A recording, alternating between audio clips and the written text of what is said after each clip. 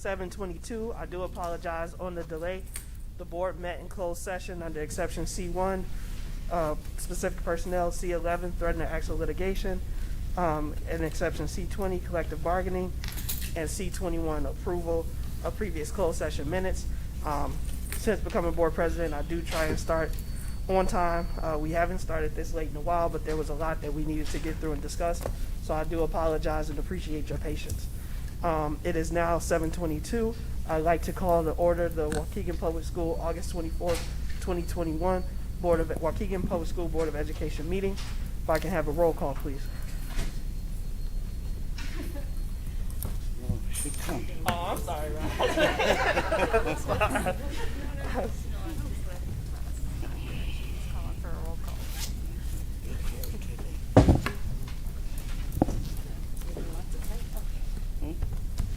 Ms. Hannah? Yes. Ms. Callahan-Wozniak? Here. Ms. Leguizamo? Present. Mr. McBride? Here. Mr. Riddle? Present. Ms. Gonzalez? Here. Mr. Ewing?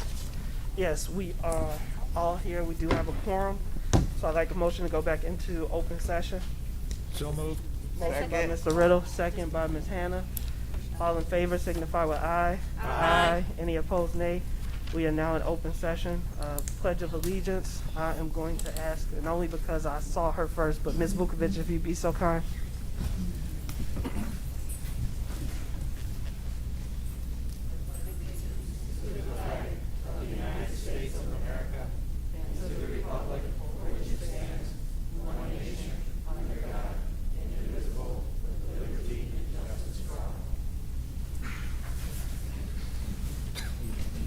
Before we get started, just want to remind everyone that masks are required in District 60 buildings, so I'm going to ask that the board, as well as the public, please keep your mask on unless you are eating or drinking, and that's just take it down in order to do that.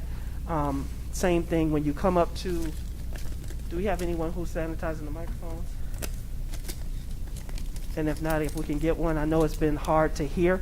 And because we're broadcasting live, when individuals do come up to the microphone, you will be able to remove your mask briefly to give your remarks and address the board. If there isn't room, we have an overflow room, which is right next door, as well as room 120 downstairs, which will also be given for overflow. We appreciate you guys coming out and know that your time is valuable. So we will make sure that we hear from the community. We have presentations that'll come out later.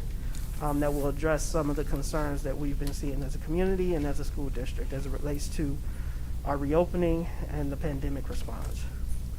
So with that, we're going to move on to approval of our minutes. And so these are approval of the minutes of the open session meeting of June 22nd, 2021. Mr. Riddle, I so move we approve those minutes as presented for June 22nd, 2021. Motion by Mr. Riddle. Second, Leguizamo. Second by Ms. Leguizamo. Any comments or questions on the motion? All in favor signify with aye. Aye. Any opposed, nay. Minutes are approved. All right, 7B, approval of the minutes of the open session meeting of July 15th, 2021. Mr. Riddle, I so move that we approve the minutes as presented for July 15th, 2021. Motion by Mr. Riddle, Second, Leguizamo. second by Ms. Leguizamo. Any comments or corrections to the minutes? All in favor, please signify with aye. Aye. Any opposed, nay. Item is approved. We are now at our opportunity for public comment. As a reminder, we do have a public comment sheet in back. Individuals, when I call your name, please walk up to the microphone. If you need translation services will be provided for you, and you have 6 minutes. I do ask that you keep the remarks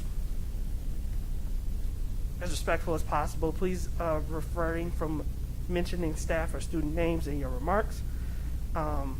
There will be a clock that's on the wall, which either counts down from 3 or 6 minutes. During public comment, it is the opportunity for the public to address the board. So if it's weird for people who don't attend often, there's not going to be a back and forth dialogue. Sometimes questions are answered later in the meetings, but it's the opportunity for the board to hear from the community. With that, the first name on the list is Pat Vukovic. Sorry about that. There's someone on the audience that didn't put their name down but still would like to speak. I have someone who didn't know that there was a sign-up sheet. and have a pencil. And we get the ones that they sent their names. And we responded to let them know the procedure. So if they're not here, then sign up. I don't know how to get them. Hopefully they did. All right. First name on the list is Ms. Pat Vukovic. Whenever you're ready. Okay. When I speak at board meetings, it is for no other reason than to make change where change is needed. I will always support the teachers before anyone else because they are the ones who work directly with the students and need our support. Yes, I know many administrators work very hard and also want the best for our kids, but when I hear that a teacher does not have the materials he or she needs to do the job that the administrators are requiring them to do, I will speak up. The school board members are elected to represent the citizens of Waukegan, parents, students, and community members. I agree if a parent or student has an issue, they should go through the proper channels, the teacher first, next the principal, then area superintendent, etc. But when a community member has a concern about taxpayer monies, there is no chain of command to resolve the problem other than to address the board who represents them. Yet, when people come to speak up, they are labeled as complainers or told by the administration that they are incorrect. When my husband or I come before the board, we do our research first through FOIA or other avenues to be sure our information is accurate, not rumors we've heard, not from social media or other random places. When I spoke last week about teachers reporting to me that they did not have all the materials with which to teach their reading block, the superintendent was not happy with me, which was very clear by her tone of voice and expression. What I would like the board members to ask is this: why do administrators dislike the public for speaking out? Why can't the teachers just speak up when they need support? Why is there fear of reprisal? I know why. As board members, is this the climate you want to have the most valuable assets, the teachers, to have to work in? You talk about social emotional learning. It is very important not only for the children, but also for the staff. Is the administration watching out for the adults who interact daily with the children? Or are you adding more and more to their plates every day? Curriculum mapping, new reading program, on top of keeping students 3 feet apart, masked, etc. Which brings me to my point tonight. When I stated last week that teachers do not have all their materials for reading, I was 100% correct. I know this because my husband and I helped organize the CKLA reading books last week so they could be delivered this week. Just so you are aware, it was not a few teachers who did not have the books. It was actually all kindergarten, first, and second grade teachers across the whole district. So to say we are in really good shape was not an accurate statement last Tuesday. The great news is I've heard from several staff that their schools received their reading materials today. Thank you to all who got that done, especially the new K-5 ELA director and FACE director who worked tirelessly to organize this. And we have to stop accepting the COVID excuse. I have friends who have left District 60 teaching in Libertyville, Gurnee, Woodland, and Milburn. They have all received their teaching materials during the summer. How did these other districts not have a problem getting their things? Thank you. Ms. Vukovic. Next on the list is Wes Trombino.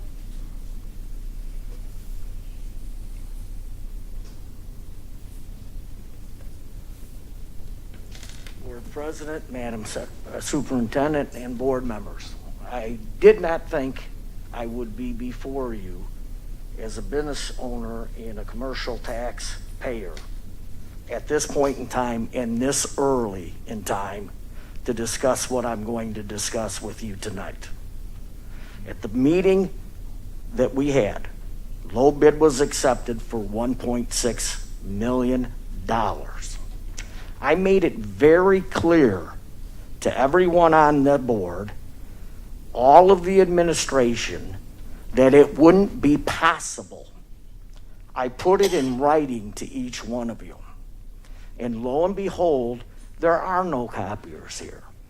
There are negotiations and arguments with Proven IT over the price of the copiers. As a taxpayer, I find this appalling. The time that was spent on this, 200 hours by the deputy superintendent of IT, and the people aren't honoring the price of the units themselves, I can't understand why anyone in that position would put themselves in that position. Certainly, there's no advantageous to that person to be put into that situation, especially when we had discussions on this over and over, and documentation was given to you all. I've always been taught, kindergarten through high school, by my grandfather, by my father who worked with this district, that your word was your word, and the written document that you put in front of the board, you honored. I'm sad to say you still don't have copiers. I made the decision to end the contracts with you. We have building principals, at least 10 to 15 calls a day right now, that don't have working copiers because they can't get a PO to service the units. They're out of toners. This has all been communicated with the district, but I have not received any correspondence back whatsoever. And to say the least, I was ready to accept it. I had walked away from that meeting, but when wrong is wrong, and I'm seeing what's happening in this community, wrong is wrong, guys. And I'll look you in the eye. My word has always been my word. I've worked through 5 superintendents, how many boards, and my word has never been questioned. And I've never been silenced ever. And right now, I have been silenced. And I'm ashamed of the way that I've been treated, to be honest with you. Very emotional, but what is wrong, and right is right. And this board has to look at it. It's been 2 months. You have no new copiers. The copiers you're going to get for duplication are used models. And Mr. Trevino, I do apologize, but time has ended. All right. Thank you very much for your time today. Thank you. Next name on the list is Kathy Charity.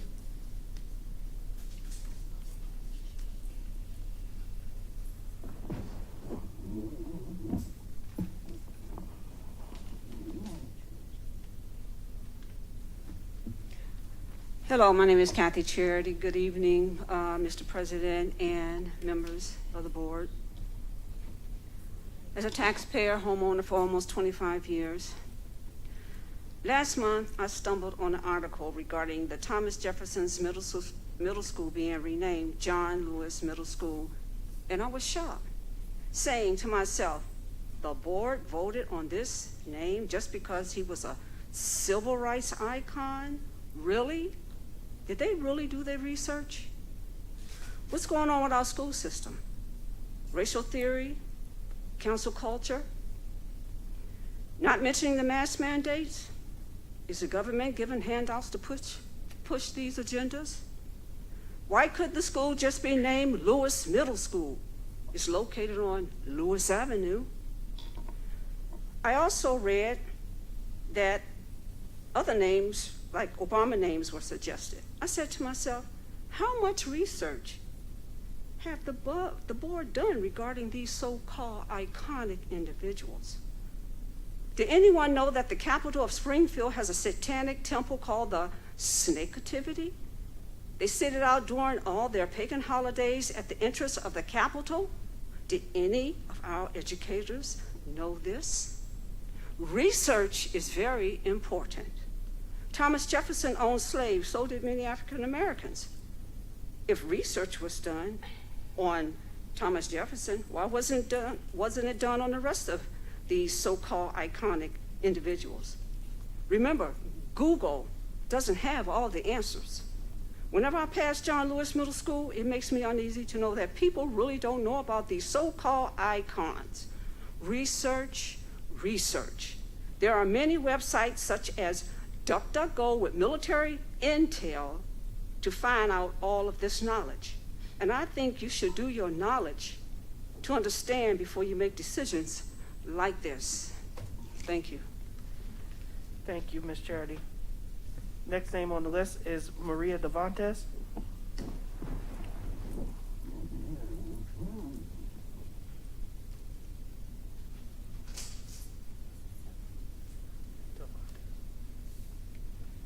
Hi, thank you. My name is Maria Dorantes. I'm the mother of Camila Pineda. She is a second grader at Oakdale. And I'm here because I have concerns of how it's been handled with all this COVID situation.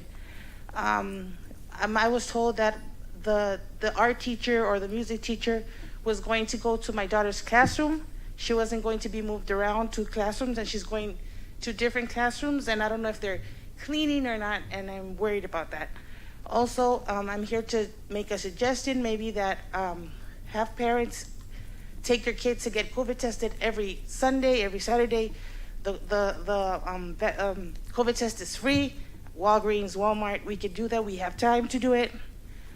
And also another thing, maybe they're saying that we might have a vaccine for the kids on September. I don't know if it's true or not. Suspend classes until all the kids are vaccinated. I have a son, I have a daughter. My son's vaccinated, my husband's vaccinated, I am vaccinated, my daughter is not, and I am worried. And that is it. Thank you. Thank you, Ms. Devantes, for your concerns and for sharing with the board. For those who come, I know it's not easy to get up and speak in front of a room, especially to individuals, and so all the parents who are here, those who come and speak out each meeting, we appreciate it, we hear it, we know that there are many in this community that care, but I also want to recognize the many names on this list that appear for the first time, right? That should show the board exactly where the community is and how concerned parents are. So thank you for the comments. Next on the list is Veronica Reyes. And remember, if you need translation services, we do have a translator here for everyone, and you get 6 minutes to allow for the translations. Whenever you're ready, Ms. Reyes, your time will start. Gracias, buenas tardes. Mi nombre es Verónica Reyes. Vengo por la misma situación muy preocupante acerca de lo que está pasando en las primarias en COVID. Sí, perdón. Hi, hello, good afternoon. My name is Veronica Reyes. I'm also here to speak out about what is going on in the elementary schools. Se me va, perdón. It goes away, sorry. Yo estoy en una situación médica en este momento y pues sí me preocupa mucho que no se están llevando las cosas como se deben. So I am in a medical situation right now, and I am worried that things are not going as they should be. Hay niños que han estado positivos en las escuelas, no nos han dejado saber con el tiempo necesario. There have been kids in the schools that have been tested positive with COVID, and they haven't let us know as soon as it happens. De los mismos casos están descansando a los niños que estuvieron alrededor del niño contagiado, pero a los hermanos no. At the same time, they are laying off the kids that were surrounded near that students, but not the siblings. Eso pues se va a hacer un contagiadero por todos los grados y es a lo que no queremos llegar. Estoy muy de acuerdo. There's going to be a contagion of all the students in the grades, and that's something that we don't want. Estoy muy de acuerdo con la señora Dorantes acerca de cada semana que los niños se sometan a una prueba de COVID y que solamente los negativos obviamente puedan regresar a las clases, si no nos ponen en riesgo a muchas familias. I agree with Ms. Dorantes that the students should be tested weekly, and obviously those who turn out negative should be allowed to go back to school. Other than that, perdón, ¿qué dijo? La última parte. De que o sea, que solamente estando negativos puedan regresar a las clases. Y obviamente haciendo un screening a la hora de la llegada también, porque ya no se hace. Los niños, yo me he dado cuenta a la hora que que he recogido a mi hijo, no están llevando la distancia necesaria. And also doing the screening at the beginning of the school day because they're not currently being done. And then when I go pick up my child, I notice that the social distancing is not happening. Lo mismo pasa en el camión. Yo me he dado cuenta a la hora que dejo a mi hijo que lo sientan o se sienta con otro niño, y yo creo que también ahí pues es aunque estén en el mismo grado o algo así, pues tratan de mantenerlos separados. And also, I see the same situation going on in the buses, that my son will be sitting with another kid, and even though they're in the same grade or whatnot, No, que están juntos en they're just, sitting there together. Eso, no sé, las sugerencias tal vez del dinero que ustedes están recibiendo del gobierno, que pudieran destinar eso a tener las pruebas para los niños, o como dice la señora, esperarnos a que estén las vacunas, que primero Dios estén para septiembre, y poder regresar a los niños a la escuela. Yo llevo 2 días sin mandar a la escuela a mi hijo. Yo estaba muy contenta, pero con esta situación, no sé, ya me ponen entre la espada y la pared. These are just some of the suggestions, and then I also do agree with waiting until all of the kids are vaccinated in September, and then they return back to school. I currently have had to let my son stay at home for the past 2 days. Eso es todo. Muchas gracias. Thank you, Ms. Reyes. Next name on the list just says E. Rodriguez. Does the initial E, last name Rodriguez? Ms. Rodriguez, she's on A phone she's on the phone. is right here. Got you. Ms. Rodriguez. ¿Necesitas? ¿Él sí? Well, she's in person. She's there. ¿Él sí? Hi, can you hear me? Yes, we can. Okay, perfect. And I'm sorry, Ms. Rodriguez, we're going to reset the clock to 3 minutes, and then you can start, okay? I'll let you know when. Go ahead. Okay. Go ahead, Ms. Rodriguez. Okay, so tonight I want to share part of an email I sent the entire board and some district staff over the weekend. Out of the 10 of you, I only got a response from one of you today.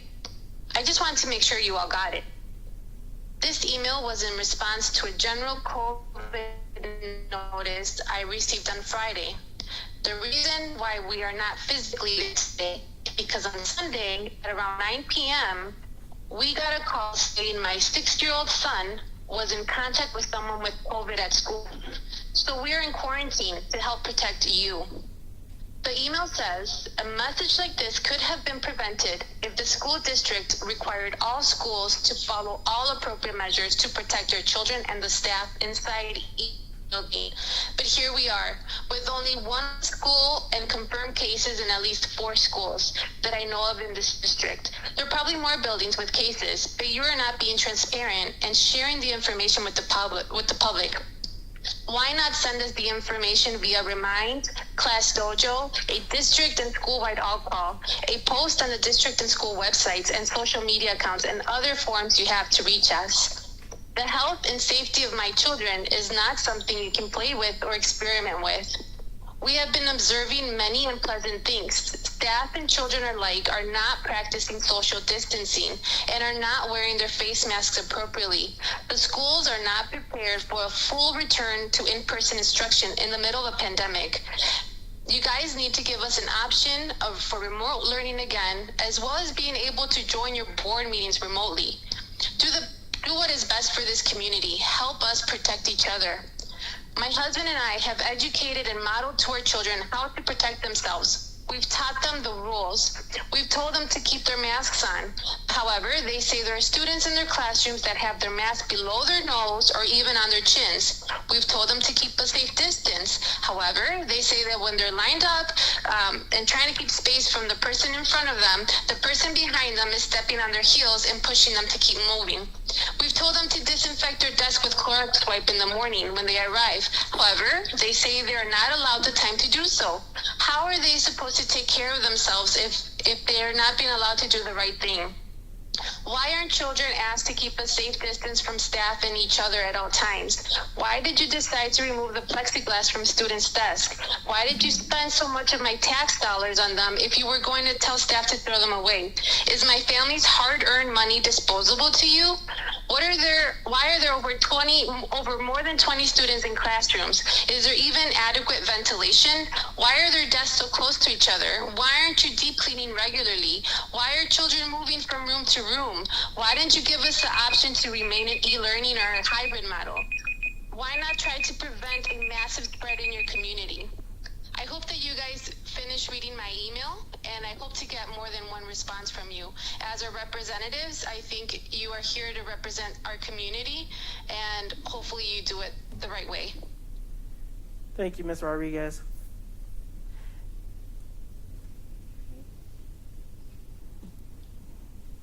Next name on the list is Javier Bahina.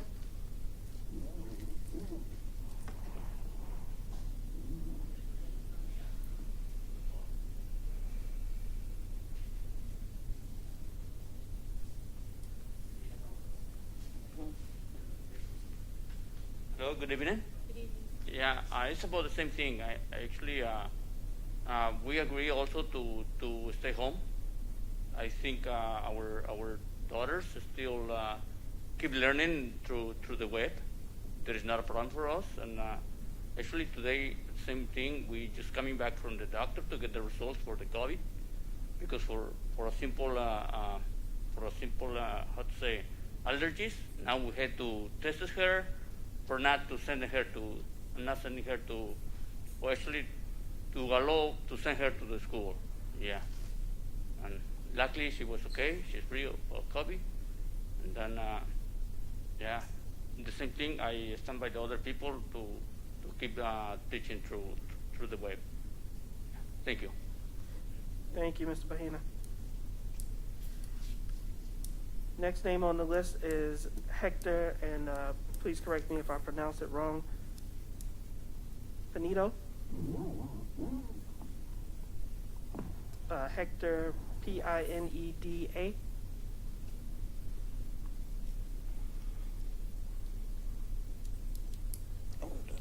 So, going once, going twice for Hector. Yeah, Mr. Blake. Next name on the list? Yes. Blake's. They're on the phone. Okay. Oh, you want the list? Yeah. Oh, there you go. Hello. Espere. Es que el señor también está aquí en la línea. Okay. ¿Va a hablar en español o en inglés? Va a hablar en español o en inglés. En inglés. En inglés. Okay. Whenever he is ready, he can start. Okay. Can you guys hear me? Yes, sir. Hi, good evening. This is regarding the conversation we had almost 2 years ago when we went there to the board meeting about the safety issues at Oakdale Elementary School. We spoke to one of your representatives from the board, and he said that he was going to take care of everything. And it's been almost 2 years ago, and I go to do random walkthroughs to the school and check if everything was done, and it's not.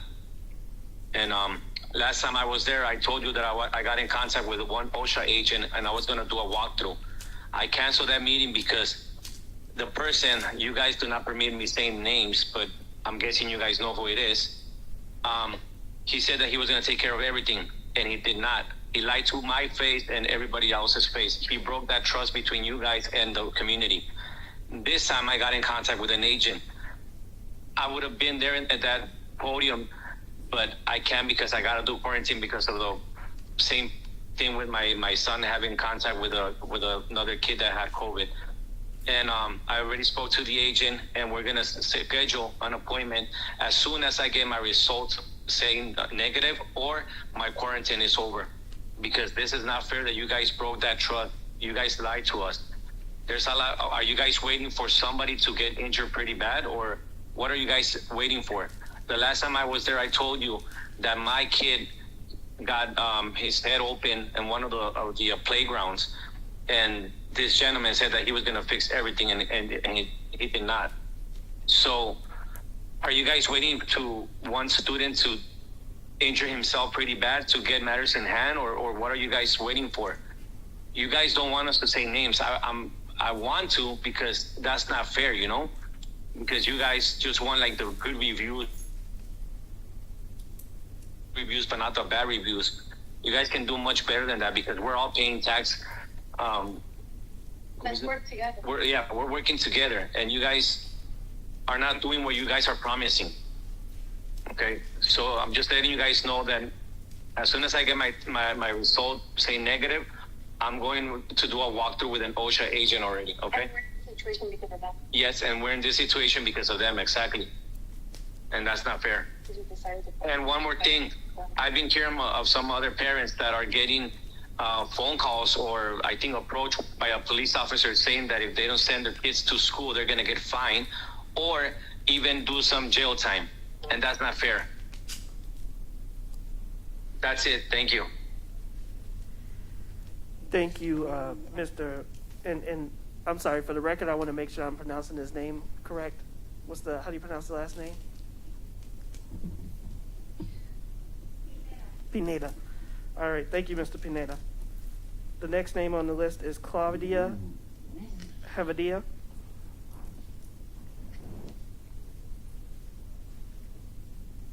Claudia.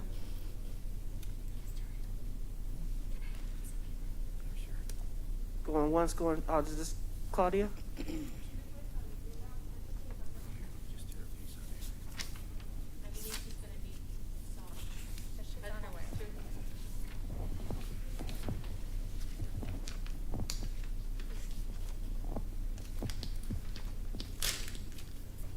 Si puede hacer pausa dentro de algunas oraciones para que le pueda hacer la interpretación.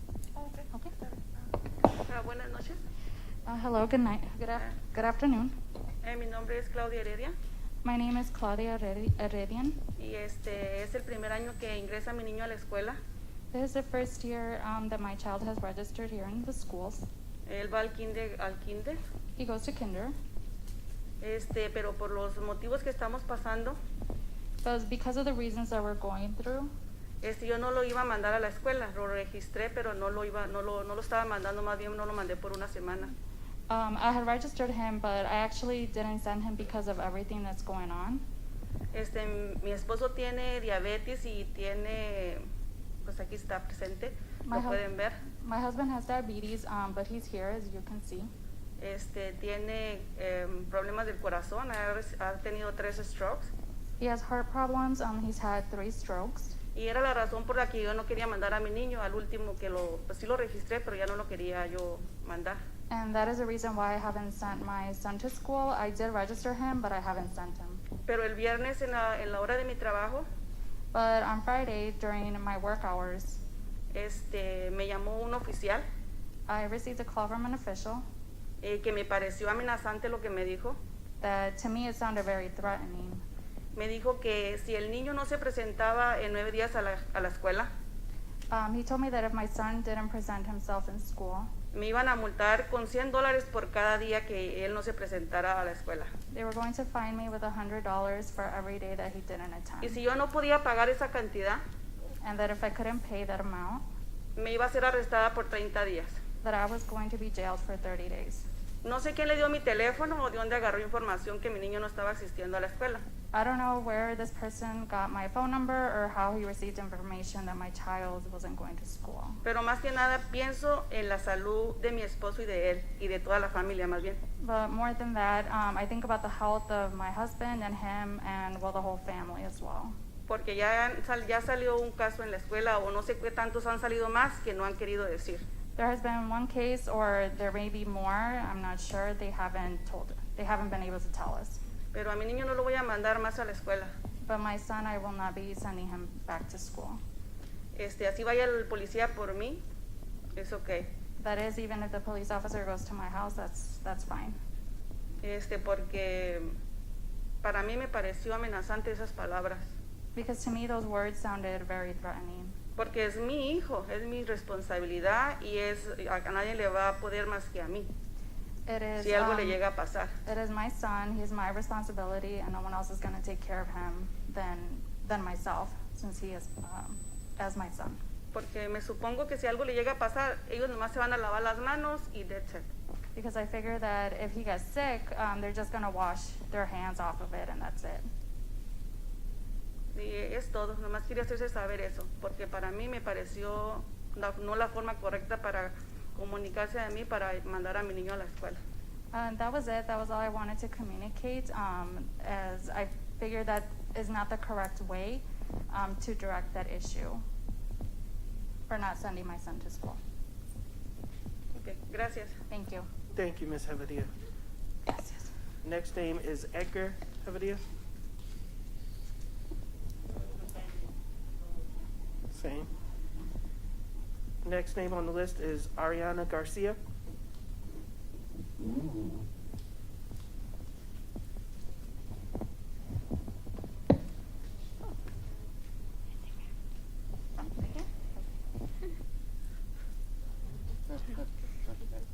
Whenever you're ready, Ms. Garcia, your time will start. Okay, hello, my name is Ariana Garcia. I am a current student at Waukegan High School. My problem here is that I believe that we should go back to having the option of virtual learning, as you know, most COVID cases have been coming up and a lot of students are missing school. I am one of those because my brother, he recently caught a cold. Today I went back to school after taking my self-quarantine, but as soon as I sent the papers, like the papers from the doctor's note, saying that I can come back to school, the nurses sent me back home. They're like, you can come back until the 27th, which means I'm already missing 2 weeks of school. And I honestly believe that I am a senior. I believe that this year is the most important year. And I'm not crying, I'm crying because I'm mad. But I'm like, I should be given the chance to at least learn virtually instead of being held behind and trying to get to assignments that I can't understand because I don't have that lesson yet. And I feel like it's tiring for me to tell my teachers, oh, I may come back, but the school is sending me back home.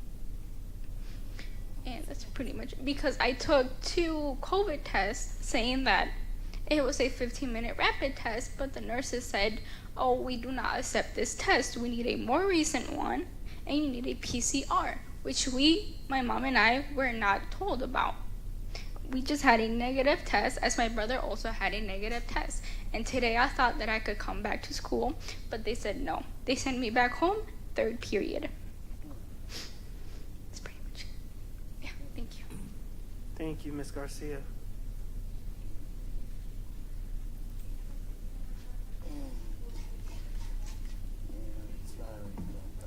Next name on the list is Brother Blanks.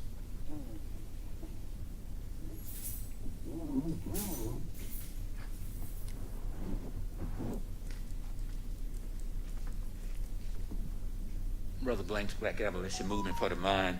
I'm going to be quick with what I have to say. I'm listening to the concerns of the parents here and the possibility of perhaps if the school do have to convert back to virtual learning.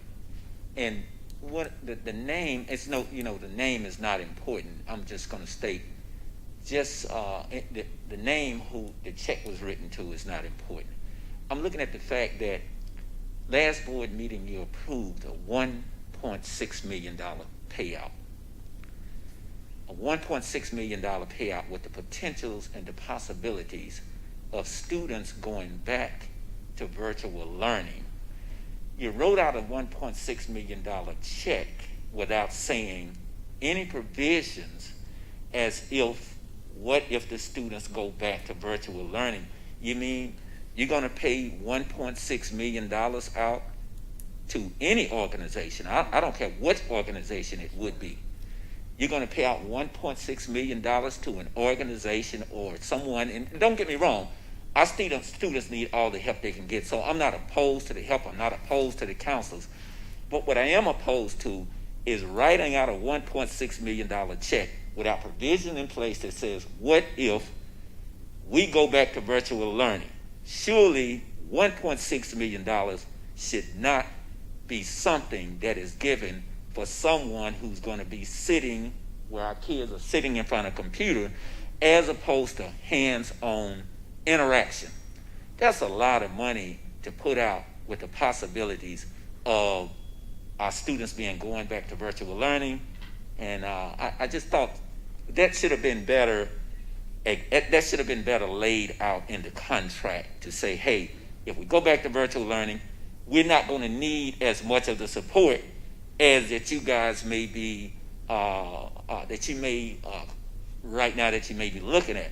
So if you're not going to, if you end up not using that kind of support and not needing that kind of support, that's a lot of money to put out and to just write a check out like that. So that's something that really, really should have been considered with what these parents are saying here today and the possibilities of everybody going back to virtual learning with a check like that. Thank you. Thank you, Brother Blanks. Next on the list is James Eck.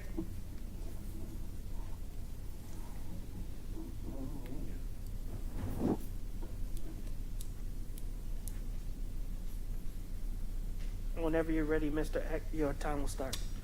All right, I'm going to go a little against the grain from what I've heard. I've missed a lot of the meeting tonight, but my wife is actually homeschooling our grandson. He would be in 3rd grade now.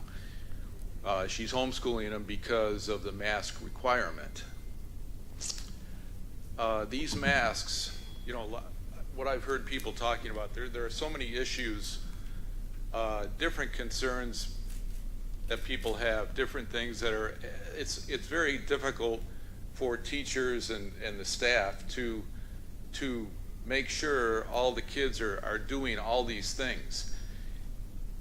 You know what? Our grandson would be in school if there wasn't a mask requirement. My family and I have chosen to live our lives and not live in fear.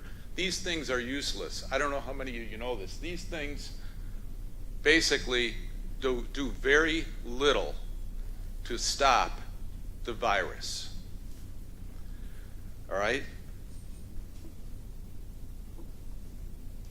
So, I would like to see the kids go back to school like they are now, but the parents should have the right to choose whether their kids wear or not wear a mask, regardless of what some governor says. He's an elected official, the governor. He is not a dictator. You guys can choose to go against what he says. And what's coming down the pike next is going to be mandatory vaccinations. I don't know how many of you in here know about the vaccinations for COVID.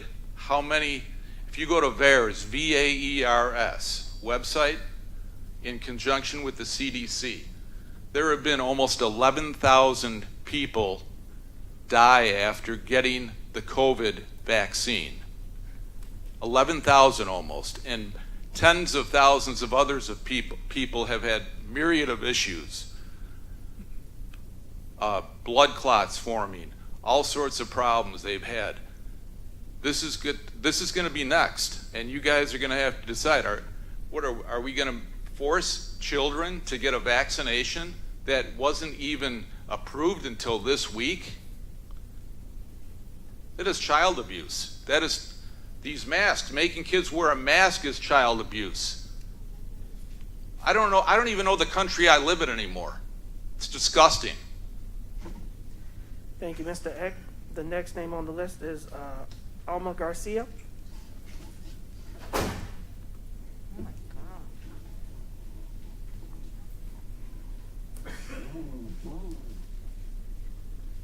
Good afternoon. My name is Alma Garcia, pero I need an interpreter. No problem, Ms. Garcia. The interpreter is coming, and you'll have 6 minutes to allow for translation services. Tiene 6 minutos para interpretación, entonces si puede hacer pausa para que pueda interpretarlo bien aquí. Yo soy mamá de Ariana García. Hi, I am the mom of Ariana Garcia. La razón por la que ella tomó cuarentena The reason for why she took quarantine es porque mi niño pequeño el viernes 14 de agosto empezó con un poco de flu. is because my son, the 14th of August, he started with a little bit of a flu. Como le empecé a dar jarabe para la tos, porque empezó con tos, tanto con moquito, As I gave him a Robitussin for his cough and his nose, yo decidí el lunes 16 de agosto no enviar al niño a la escuela, tanto a la niña tampoco, como el niño de 5 años tampoco fue al daycare, que es el que tenía el flu. I decided on Monday, August 16, to not send him to school, as well as my daughter, as well as my 5-year-old son. I didn't send him to daycare. Yo y mi esposo decidimos no ir al trabajo, Me and my husband decided not to go to work.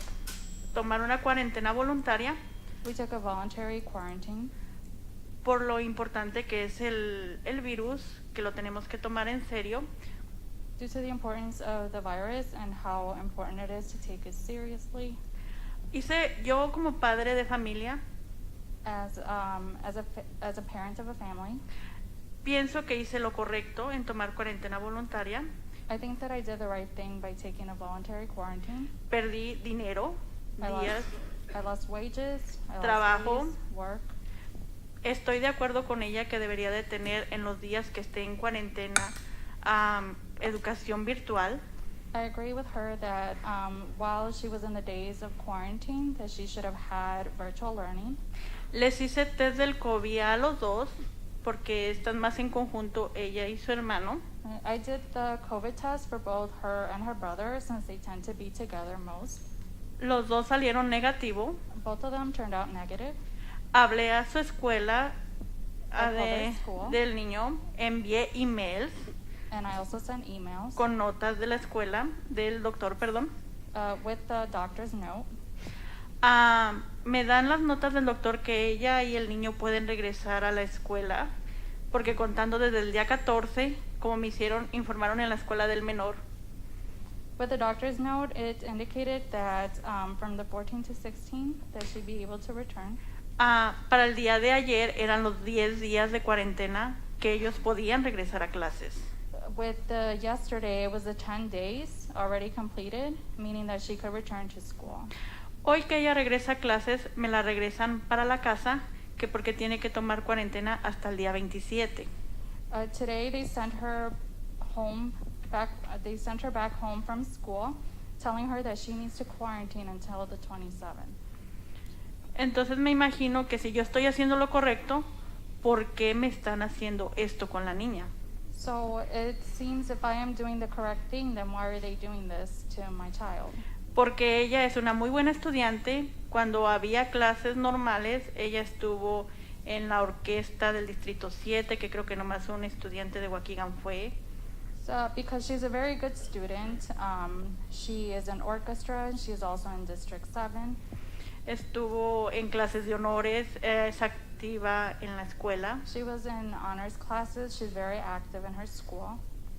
Está en clases de RCC, toma muchas clases, entonces yo siento que le están deteniendo su aprendizaje. So she takes a lot of classes, and I feel like they are detaining her learning. Ahora me piden que haga un nuevo test de COVID. Yo No. lo voy a hacer. Now they are asking that she do another COVID test, which I will do. Se me hace injusto, I just think it's unfair. pero yo lo entiendo porque el año pasado, en abril, a mí me dio COVID. A pesar de que checaban temperatura y todo, yo no tuve ningún síntoma. But I do understand since April of last year, I did have COVID, even though I didn't present with any symptoms. Mi esposo también tiene diabetes, yo padezco presión alta y creo que es importante que todos nos cuidemos. My husband has diabetes. I also have high blood pressure, and I think that everybody should take care of themselves. Pero también bien injusto que les paren a ellos continuar con su estudio. But I do think it's unfair that they stop their learning. Otro punto que quería yo tocar Another point that I wanted to make es sobre el autobús. is regarding the school buses. Gracias a Dios este año me dieron autobús para mi niño, Thankfully, I received a school bus for my son. pero hace 2 años yo batallé bastante, tuve que pagar a una persona y batallé bastante para encontrar una persona de confianza.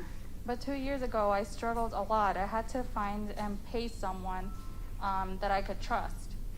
Porque no tenía autobús el niño, porque no era escuela de vecindad a la escuela que me lo habían autorizado para que fuera a clases. Because it wasn't the neighborhood school that they had assigned him to. Entonces opté por hacer una aplicación a la escuela en la que ahora va. So I opted to join an application at the school that he's currently at. Me lo aceptaron, They did accept them, y me dieron el autobús, and they gave me the school bus, que es la escuela en la que mis hijas estudiaron hace 12 años. which is the school that my daughters went to. Y no creo que tenga que haber diferencia de una escuela magnet a una escuela regular para que todos los padres tengamos ayuda con el autobús. And I don't think there needs to be a difference between a magnet school or a charter school in terms of receiving transportation. Porque tampoco me dieron la opción de pagar el autobús. Because they also didn't give me the option to pay for the school bus. Thank you. Gracias. Thank you, Ms. Garcia. So we heard a lot this evening. I want to thank all of our speakers for coming. There is normally with parents on the school night, I know I am going to ask that if possible, and I know somebody's translating, I want to make sure they get it, that there will be a presentation during the superintendent's report, which will address some of the concerns that were brought forward. And for any concerns and questions that are still outstanding, I'm going to ask the superintendent who the contact person will be for these parents to get their concerns addressed. Okay, but I want to make the parents aware that our meeting should be, a majority of our information on tonight is on the consent agenda, and a big part of the discussion will be around the school reopening, which is during the the superintendent's report. So while I know that you're being pulled out, I will ask that if you can stay, but also know that we are broadcasting live on YouTube. So if you're not comfortable or you don't want to be here, but you still want to receive the information, you can watch the meeting live on YouTube. And there will be information that's given that addresses some of the concerns and what has been done since the start of the year. So with that, I'm going to move to our consent agenda. The consent agenda is done. The consent agenda is done to move through the work of the board. These are things that should have been previously discussed and or are considered non-controversial. There is an item that I'm being pulled, which is M, the Ombudsman Plus program. Everything else, any board member can request that any item be held over for any reason. So with that, are any board members requesting that any items in this consent agenda outside of M be voted on separately? I am not, I'm not going to be asking for it to be pulled, but there has been, I've been getting questions since the agenda came out regarding legal counsel, and I would ask that those two items be explained to the public before we vote. And that's outside of the recommended action, which says what we're doing. We can vote on those separately for time. So I'm going to take item A, B, C, D, E, F, G, H, I, J, K, L, and N. Do we have a motion? I motion. No. And motion by Ms. Gonzalez, Second. second by Ms. Wozniak. Roll call vote, please. Mr. Riddle, Yes. Mr. McBride, Yes. Ms. Hannah, Yes. Ms. Callahan Wozniak, Yes. Ms. Leguizamo, Yes. Ms. Gonzalez, Yes. Mr. Ewing. Yes. Item A, approval of the board resolution, annual waiver of facility use fees for certain nonprofit organizations. B, approval of attendance at NAVC 49th Annual Conference. C, approval of Navigate 360 3-year contract renewal. D, approval of professional development asbestos contractor / supervisor certification. E, approval of the Chicago Bears Football Club Inc. contract venue agreement. F, approval of Whittier Elementary School deteriorated steel replacement. G, Ready Gen resources to support curriculum maps. H, text resources for curriculum maps. I, English as a second language materials for EL students 6 through 12. J, Hand to Mind K through 5 science materials. K, approval of first shipment of white paper for fiscal year 22. L, approval of social work coordinator attendance at NAPC conference on November 10th through the 14th, 2021 in Los Angeles, California for 2,500. All right, item M we're going to hold over due to a typo in the action. And so we are now at N, which is the rebranding of all, I did N. So we, rebranding of all sports uniforms for John R. Lewis and Edo Smith Middle Schools. So we're now at O, which is the engagement of outside legal counsel, OCR complaint, 05-21-11-48. And before, Board President, yes. excuse me a second, there was a correction that was supposed to have been made on item N, that was a typo as well. If you go back to N, you'll see it, it says $53, but the correct amount is below. I think they changed it. Oh, did they change it? Yeah. Yeah, it changed it when we called it and it was posted. Didn't, okay, it was, okay. Thank you, Mr. Riddle. Didn't look like it was there, but. Now, there was only one thing I'm going back briefly, is because I know Mr. Trembino mentioned something during public comment, and so I am hoping that somebody from the school administration will be following up with Mr. Trembino. Yes, Dr. Cuevas is out this evening, and he is watching online and is preparing a response and will be in contact with Mr. Trembino. So I do apologize for skipping over that one. I did that. So we are now at O, which is the engagement of outside legal counsel, OCR complaint, 5-21-11-48.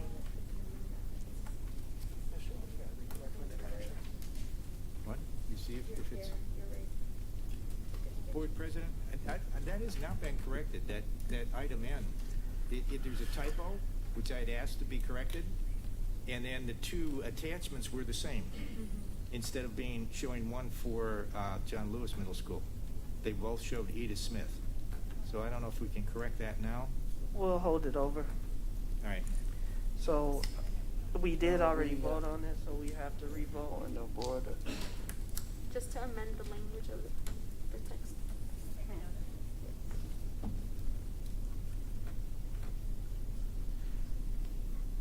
Do we have to reconsider the entire motion?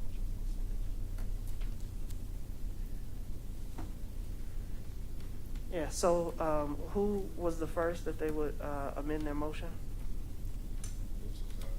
If Mr. Riddle motions it, I'll second. So who, I need No, the he original. wants who made the motion. Oh, I motion to approve the, Motion to reconsider? So just, I'll reconsider. Do we have a second? Second. All right, I'm gonna ask that we approve then items, We have to get a vote on that. motion to reconsider, roll call vote, please. Mr. Riddle, yes. Ms. Gonzalez, Yes. Mr. McBride, Yes. Ms. Hannah, Yes. Ms. Leguizamo, Yes. Ms. Callahan Wozniak, Yes. Mr. Ewing. Yes. Now, do we have a motion to approve items A through A through L? I motion. Motion for items A through L. Do we have a second? Second, Leguizamo. Roll call vote, please. Mr. Riddle, Let me be clear, what are we approving now? A through L. A through L. A through M. L. L. A through L, yes. Mr. McBride, Yes. Ms. Hannah, Yes. Ms. Callahan Wozniak, Yes. Ms. Leguizamo, Yes. Ms. Gonzalez, Yes. Mr. Ewing. Yes.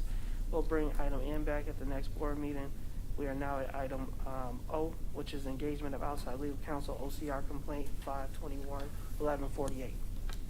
It is recommended that the Board of Education approve the recommendation of General Counsel to engage Hogan, Marin, Babo, Rose, LTD to represent the district in an OCR complaint number 0521-1148 in light of the departure of District Deputy General Counsel who was handling matter. Second. Motion by Mr. McBride, second by Mr. Riddle. Any comments or questions on the motion? I just wanted to make sure that that the community and the public knows why we are adding or engaging two outside legal counsels. Thank you, Ms. Anna. Roll call vote, please. Ms. Callahan Wozniak, Yes. Ms. Leguizamo, Yes. Ms. Hannah, I pass. Mr. Ewing, Yes. Mr. McBride, Yes. Mr. Riddle, Yes. Ms. Gonzalez. Yes. Item approved, motion carries. We're now at item P, engagement of outside counsel, case number 2021-DP-0134. It is the recommendation that the Board of Education accept the General Counsel's recommendation to appoint Franzik PC to serve as the District Legal Counsel in Special Education Due Process Complaint number 2021-DP-0134. Mr. Riddle, I so move we approve that motion as read. Motion by Mr. Riddle, second by Mr. McBride. Any comments or questions? Roll call vote, please. Mr. Riddle? Yes. Mr. McBride? Yes. Ms. Hannah? I pass. Ms. Callahan Wozniak? Yes. Ms. Leguizamo? Yes. Ms. Gonzalez?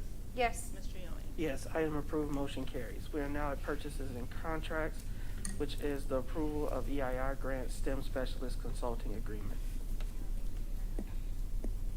We got it, in order to discuss it, we need a first and a second. It is the recommendation of the administration that the Board of Education authorize the superintendent to approve the EIR grant STEM specialist position to support the work of the EIR grant in the amount not to exceed $45,000. Mr. Riddle, I so move that we approve the motion as read. Motion by Mr. Riddle, See, this is same. Second. This is same. This is not same. so we have a motion and a second. Do we have any questions? Yes. Ms. Leguizamo? This is 10A, right? Just to Yes. clarify. And Dr. Noltz, this question would be for Dr. Noltz.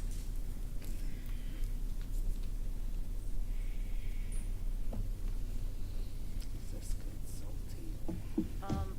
In this position, it is noted here that the person that will be evaluating our STEM teachers on this have a type 3. I was curious, do you know does she need to have a type 9 in order to evaluate our middle school and high school? And the para training. Hi, good evening. I don't know the certificate that the individual currently holds. I can definitely check and get back to the board. The individual in the consulting agreement was a former teacher in the district, so she is a certified teacher. I don't know the exact specifics of her certificates, though, and what she holds and what she does not hold.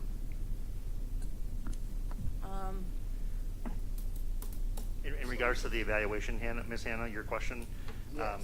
she's not providing formal evaluations on performance. The individual will be going into classrooms to monitor the implementation of the EIR, some of the EIR grant deliverables related to the STEM curriculum. So she's not evaluating teacher performance, Okay. like a formal evaluation process that is done by usually the building principal or assistant principal. That's not what the individual is doing. They're just monitoring the implementation of the grant deliverables.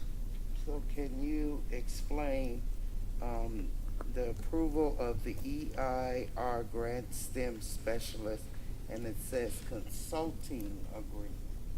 Correct. And isn't this the project director? No, they're two separate positions. Currently, the board, if you recall, the board approved a consulting agreement for Dr. Ann Zahn to be the project director, and this is a different position. This is a different consulting agreement, two completely different roles. And Dr. Null, I have a clarifying question. Sure. Are both of these positions required by the grant? I don't know if they're required. I do have, we're fortunate enough to have the grant, our former pre-K-8 science coordinator who wrote the grant proposal here this evening. I know the project director position is a requirement of the grant. It's written in the proposal. I also know that as we progress through the grant, and we're currently in year 3, we are allowed to make changes and amendments to the proposal. They do have to be approved by the U.S. Department of Education in order for us to move forward. So there are things that we can change in the budget if needed to assist with implementation. Thank you. Dr. Zahn? Can we let Dr. Zahn speak since she wrote the grant, please? Hi, good evening, Superintendent and members of the board. So the position is actually to support the teachers. The grant has some really terrific things that it's doing. It's allowing teachers, STEM teachers, to visit other STEM teachers' classrooms. And this would take an enormous amount of time. So as the project director, you would not be able to go and do all of that. So we actually need a coach. And so she's being the STEM specialist. She will stand in the spaces and help these teachers actually learn to be better at their own craft.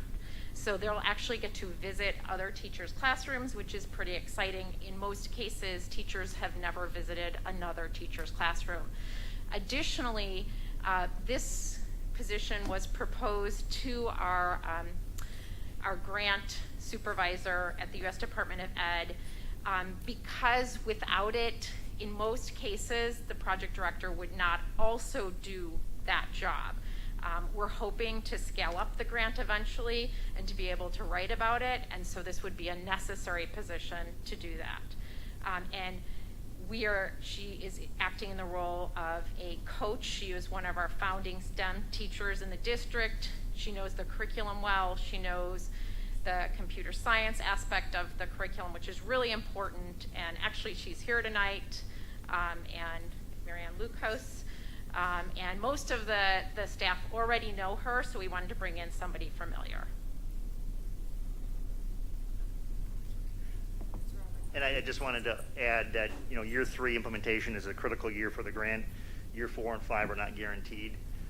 So once those deliverables are met and we can demonstrate to the U.S. Department of Education that we're on track with what we said we were going to do, then year 4 and year 5 will potentially be granted. And how much was this total grant? It's 3.5. 3.5 million, I believe, roughly. Over the 5-year period. Over a 5-year period? Yeah.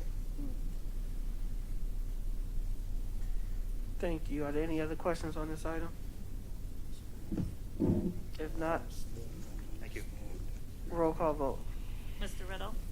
Yes. Mr. McBride? Yes. Ms. Hannah?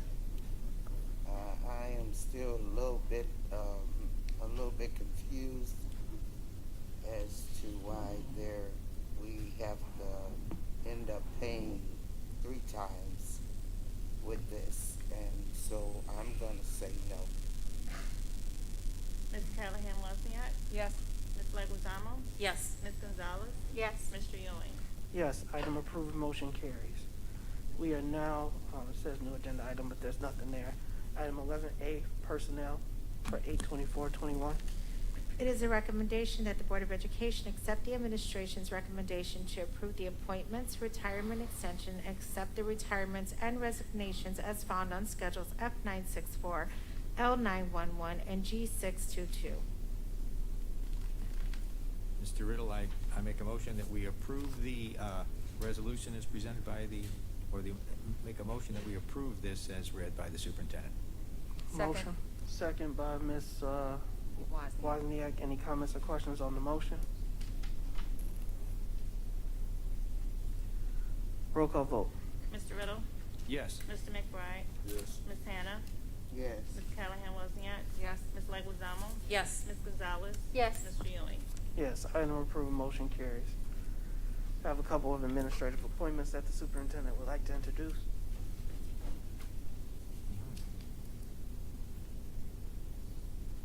At this time, I'd like to introduce Mr. Anthony Christian, who previously served as the maintenance locksmith operation, who will now serve as the maintenance manager with a starting salary of $85,000. Congratulations, Mr. Christian. If you are present, if you could just stand up. Just checking. Gotcha. I see a few people. At this time, I'd like to introduce Mr. Matthew Crawley, who previously was a teacher at the Waukegan High School, will now serve as the manager of academic and sports administration with a starting salary of $71,685. Congratulations, Mr. Crowley.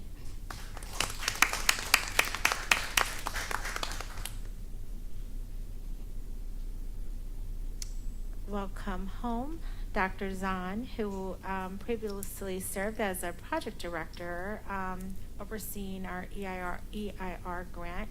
She will now serve as the assistant principal at Lyon Elementary with a starting salary of $74,500. Welcome back, Dr. Zahn.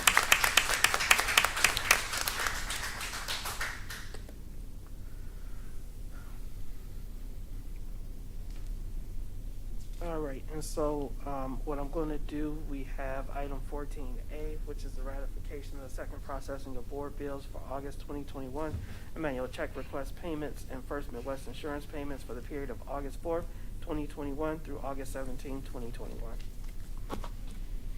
It is a recommendation of the administration that the Board of Education ratify the second processing of board bills for August 2021 and manual check request payments for the First Midwest Insurance payments for the period of August 4, 2021 through August 17, 2021. The accounts payable board August 4, 2021 through August 17, 2021.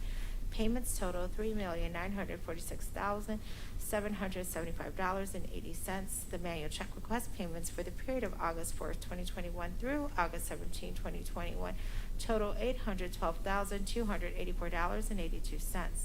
The First Midwest Insurance payments for the period of August 4, 2021 through August 17, 2021 total $1,358,065.88. We have a motion. Mr. Riddle, I so move that we approve the recommended action as read by the superintendent. Second.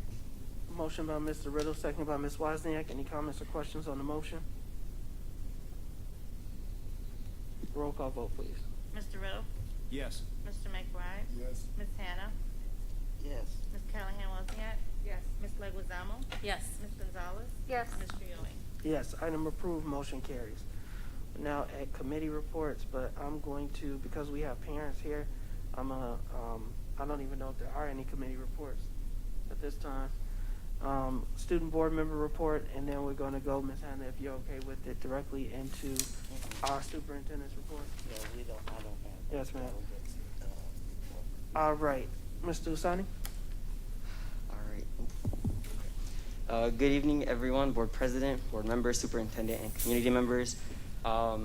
Today, I wanted to talk about a few things that I already had planned. And the first thing is counselors. This is specifically for high schoolers.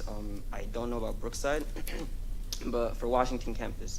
So in the beginning of the school year, which was almost 2 weeks ago, counselors, they were flooded with emails regarding student schedules. Not only that, in the first 2 to 3 days of school, counselors had to help fix people's schedules, especially if they had a missing period or if they wanted a new or different class. I don't know if this is how it's been in the past, but in my opinion, I don't think this should be happening. I believe that counselors should possibly come into work a little earlier and have more time to respond to emails or messages so that there aren't a lot of problems in the first few days of school. I say this because if students are trying to fix their schedule around and they end up joining a class later on, then they have to catch up in that class, and that can be tough and honestly even discouraging to students as they may feel left behind than others. So I really do hope that can be talked about and even discussed and considered. Also, regarding counselors, I do understand, if I'm not mistaken, that we do only have one college counselor, which is Mr. Goodman.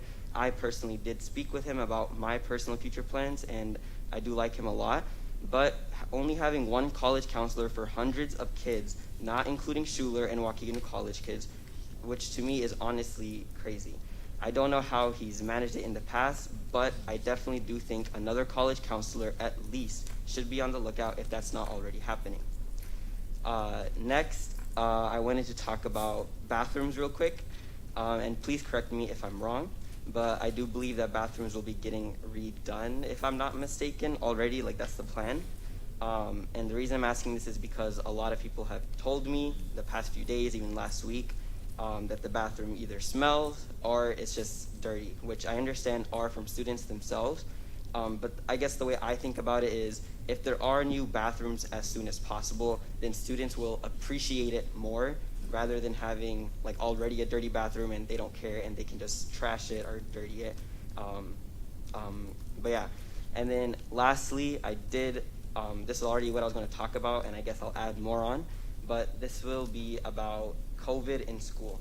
So catching COVID in our district, and I think honestly every other school, is just more likely than people may think. The hallways are cramped. People always have their masks off. I see it, whether it's in class or just walking in the hallways, there's always people who have their mask down. Obviously, I do see teachers, hey, put your mask on. The security, put your mask on. But, and I don't want to say it's already happened, but now that I've heard public speak about people already getting COVID, but if someone does get infected with COVID, whether it's one person or whether it's 10 people, I do hope that not only parents, but also students are notified. And this may already be a rule set in place, but I did want to state it. And regarding, I don't know if she would like me to mention her name, but Miss Ariana Garcia, she is a friend of mine, and I did see her in the beginning, and then I noticed I did not see her in the hallways anymore, and I was personally confused, but maybe she just took a different route or something is what I thought. But for me, being a senior and her senior year, it is very, very important that we try to end this year off, well, for us seniors specifically, strong, fun, and just being able to enjoy it. And having that virtual option, I think it should have been done. I don't think that it should even be talked about right now. People should already have that virtual option. Even if it's after school, teachers should be able to be like, hey, let's do, I'm gonna have a Google Meet for students that missed school today or missed school for a couple of days or whatever the case is. So having that communication is very, very important, because I know that if I just miss one day of school with my classes, I would be overwhelmed already. Sometimes I do put off work because I can, and that just overwhelms me even more. And that's just from one day. She said 2 weeks, which is crazy to me. And I don't know what's happening with the school and why the nurses say that or whatever the case is, but I definitely do think that should be looked into. And I know Ms. Placencia does have her presentation about it, I believe. But that's all I wanted to say, and I really, really do hope everybody takes this into consideration. Thank you. Thank you, Mr. Husani. At this time, I'm going to ask my team, Dr. Cesario, Mr. Moulton. I see Mr. Aljack is manning the camera, so I don't know.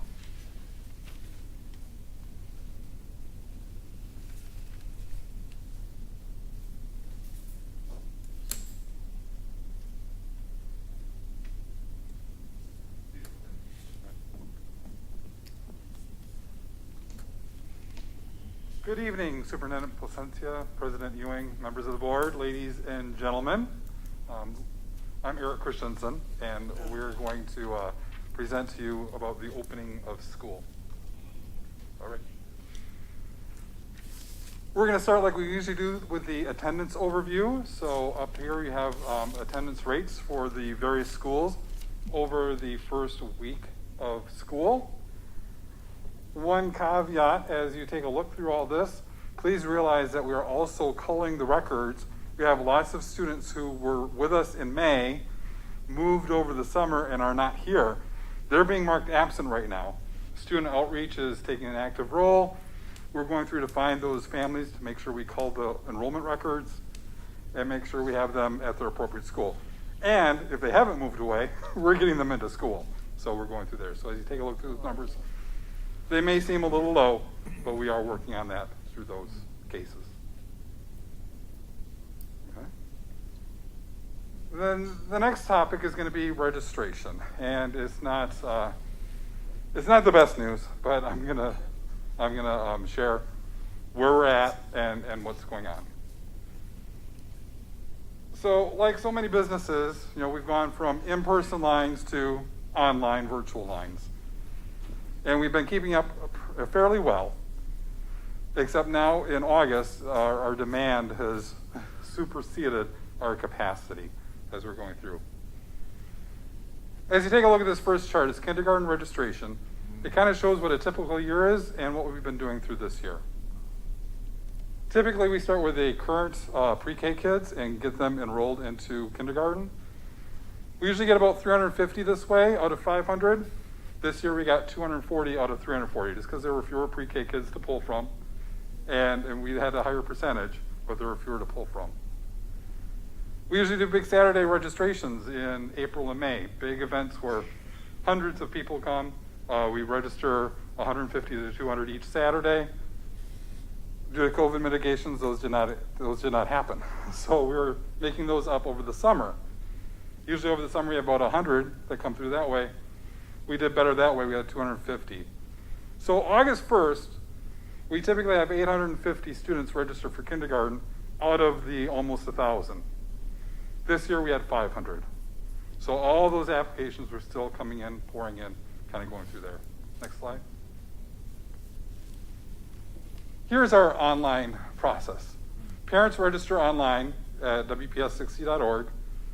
They complete the forms online. They go through there, they type in all their information, they submit that information. There's a spot on there for them to upload birth certificates and proofs of residency.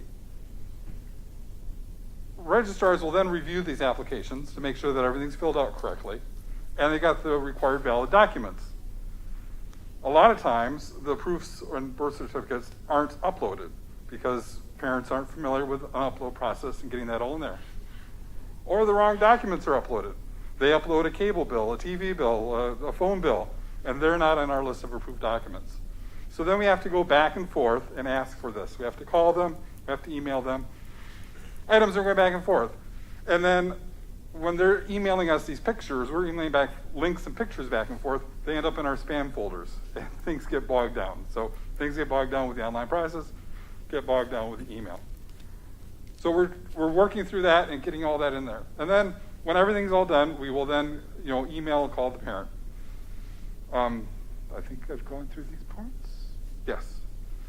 So parents, we also have an option right now where parents can make an appointment to visit the Welcome Center, wpswelcomecenter.youcanbook.me. But appointments are about a week out, where we're booked up with people coming in. The next slide is going to kind of show you our curve. You're talking about flattening the curve. So the next page.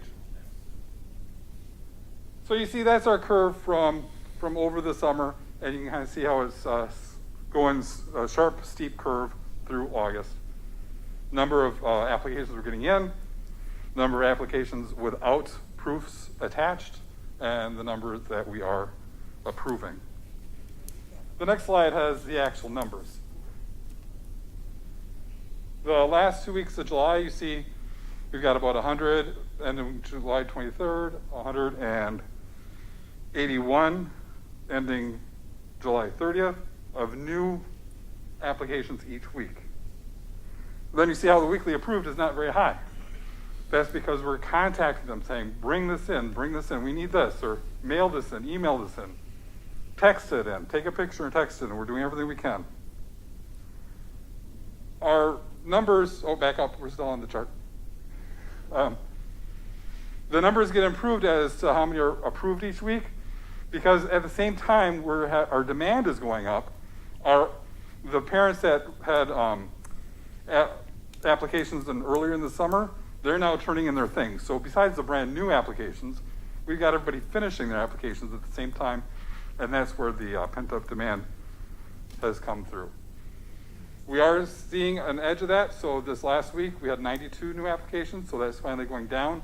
And you see the number that we're approving is going up there. So we are starting to meet that demand. Next steps. So staff are working overtime after hours and on Saturday to process registrations. When we do discover an application's got all its documents, we put it on a special list to get it looked at right away, reviewed, and processed. Here are some suggestions for getting a hold of us. Emailing B. Baird, my manager, and E. Christensen, myself. Calling our telephone number and leaving a message.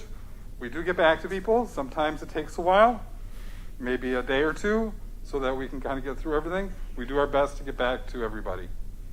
Make an appointment to come in. Like I said, the appointments are about a week out. But those are methods to get hold of us. Next slide. A long-term next step is this year we're going to be conducting a request for proposals for a queue management system. Think of something like at the DMV or a hospital, where you go in, you get a number like A363, and then your number gets called to go to this desk or this station, etc. That was the original intent of this seed a while ago. However, now we're going into this, I've got a more comprehensive list. I want it to be able to have parents be able to make appointments to track our calendar, so we can say, these registrars will see these people, that registrar will see those people. Be able to check in at the Welcome Center, manage your appointment, to be able to change an appointment, bump it around, and then route it to the next available clerk. And then you'll be able to see that as you go through, what steps you're on, what steps you have left. So the manager and myself will be able to see that. The parent will be able to go in and say, oh, I've done steps 1, 2, and 5, but I need 4 yet. And we'll be kind of going through and taking care of those things. One next thing is about returning student registration. All the kids that were in school last April and May, the parents were asked to go into the parent portal and to confirm their contact information. So emergency telephone numbers, address, etc. Those entering 6th to 9th grade need to provide 2 proofs of residency. So a little over 8,000 confirmed their information, which is over half, probably 60%. And 923 provided proof of residency, which is less than half. Next slide will show what our plan is for that. Next Monday, we're sending out census verification sheets to those that did not confirm or correct their information. They'll have to turn it in within the week. There's close to 5,000 students that will just fill that out, bring the sheet right back. The students in grades 6 to 9, there's 1,388. We'll need to collect 2 proofs of residency. Those that we do not get back will refer to student outreach to investigate residency. Did they not return it because they don't live in Waukegan Public School District anymore? Or is there something else going on? We will take that into consideration as we investigate it and move forward. The most important thing is to get updated telephone numbers and addresses. While everybody's been on remote, the Chromebook has been anywhere in the world, and they have not, and a lot of parents have not updated addresses and phone numbers with us because they can connect from anywhere. We need to make sure we know exactly where our students are located right now. So, for the sake of continuity, I am going to ask that the board hold to the end of the sections because there are 3 or 4. So this concludes the end of registration. So, Board of Ed, are there any questions specific to registration while Mr. Christensen is at the microphone? Yeah, Go ahead, Ms. Anna. okay, I just want to know if in your procedures and in your process that you have people calling parents and telling them that their students have to be in school, and if they're not, there's going to be other actions taken against them, fines, as well as being contacted by the police. My office is on the beforehand side, so what we get is we get questions from parents that come in and say, I'm afraid, do I need to register? And the counseling that we do that is we say, the state of Illinois has compulsory attendance from ages 6 to 17. Either the public school or homeschool or private school, education needs to happen. So we take a proactive stance from that way. Student outreach is the one who's investigating the no-shows, those students that have been absent throughout the week, and they're the truancy officers will be the ones that will be talking about that. And I don't know if Mrs. Patty or Dr. Hillary would be able to answer that better than I would. I do have one question. I've been approached several times because we have kids coming from Zion, North Chicago, coming to our schools in cabs and whatnot. Could you explain that? As in terms of they don't live in our district and the parents are sending them in cabs? If they're coming from Zion, coming to our schools, of course not. They don't live in the district. Right. They're coming from North Chicago. Right. They don't live in the district. Yes. Can you explain that? So in 6th and 9th grade, well, kindergarten, 6th and 9th grade, we do ask for those proofs of residency, which is why we're going out, and those 1,000 students that we don't have those for, we're going to begin investigations on. And we'll give them one more chance to do that. What about high Now school? there are also some students that do that where they're homeless as part of the McKinney-Vento Act, where they due to their homeless situations, they may be bouncing back and forth between communities, which is there you go. Well, I just wanted to clarify that because a lot of Good evening. I can address that. We have students who are classified or certified as McKinney-Vento, which is the Homeless Education Act, which is federal legislation. Students have the ability to live in their where they live or where the last district they were attendant. So we do have quite a few students who live in Zion, who live in Kenosha, who live in North Chicago, who live in Round Lake, and who also attend because they were in our school district last year. They have the option to elect to return to our school district as a student or to go to the new district. most of our students who are McKinney-Vento choose to be with us because of the level of support that we give them. And part of that is they're not taxis, it's private transportation that provides them transport to and from school every single day throughout the school year. And they can live as far as Chicago, actually. That's federal legislation. So, and I don't know while you're at the microphone, Dr. Hillary, but if you would like to respond to Ms. Hannah's question about asking or sending or involving police officers with students.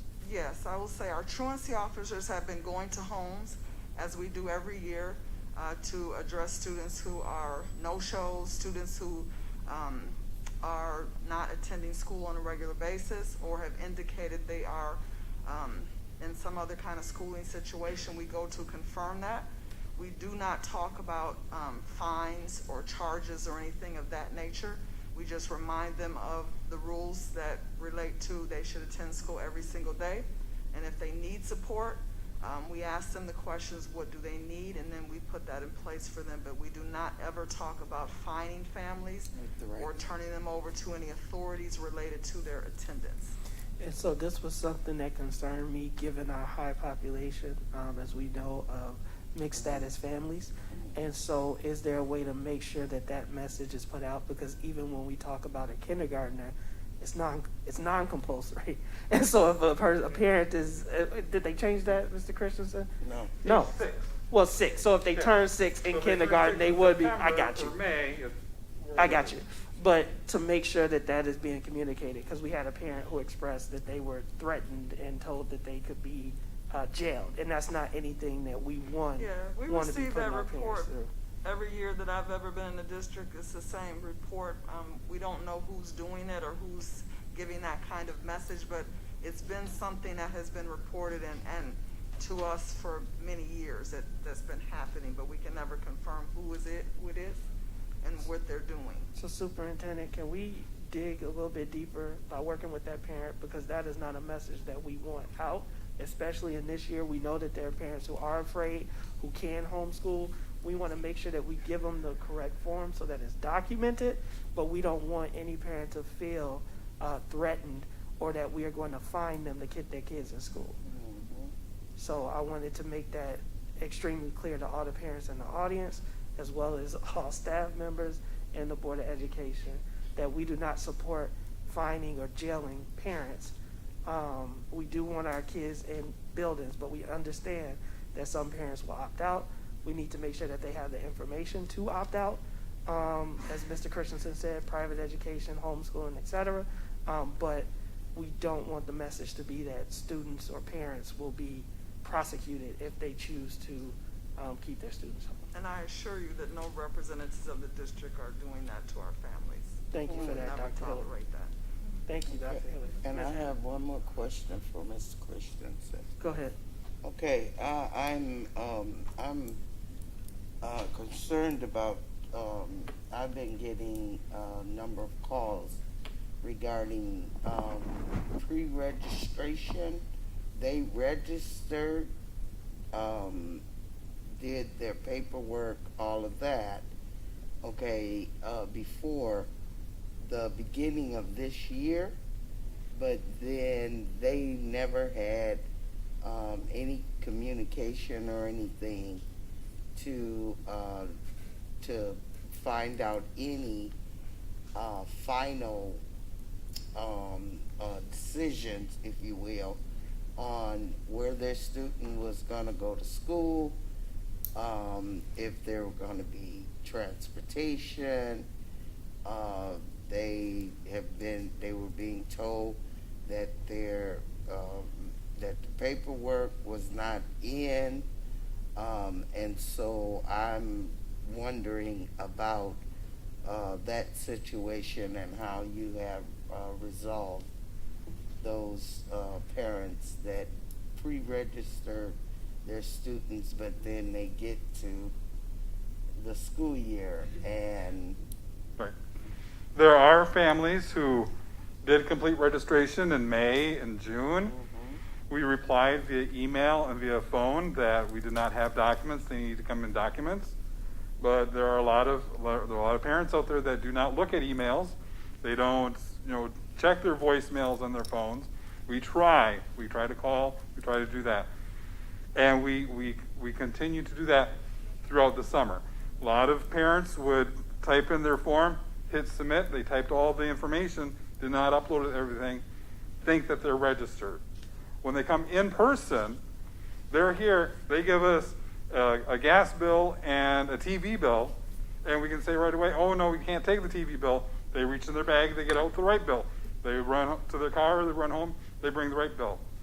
With this online exchanges back and forth with emails and phone calls and texts, it's difficult to have that right away conversation. We've been working on that over the year. We've been really working on it this month. This month, parents come in, we get the thing, and while the parent's standing there, if they come in with it, I take the paper, I turn to the scanner, scan it right in, upload it right to the application. So it's not lost in more piles of paper and more emails back and forth to get it right in there. So we've been doing that this month just to make sure things get in there. So if people email Bonnie Baird or myself, we will get down to it and we'll say exactly what we need. We get that document, we get that going right away. So I do publicly, and then we can move on to the next section, want to, in one breath, commend the department for its responsiveness. I know that over the last couple weeks, I have had numbers of individuals that have reached out to me as well as other staff members and Ms. Hannah. So thank you for handling those as quickly and efficiently as you did. I want us, and I want to see something so that we are not dealing with this next year. Right. You talked about some solutions, but parents shouldn't need to get so frustrated that they escalate to the board in order to have items that should be addressed at the Welcome Center level. And so when we talk about staff and we talk about concerns, there were restrictions that we made to the Secretary Department. What long-lasting implications did that decision make? And do we need to go back and revisit? Do we need to add additional secretaries? Because if parents are consistently telling the Board of Education that I can't get a live person, if Mr. Christensen is telling us that we're swamped, that has to be something that we take into consideration when we look at our plan for registration. And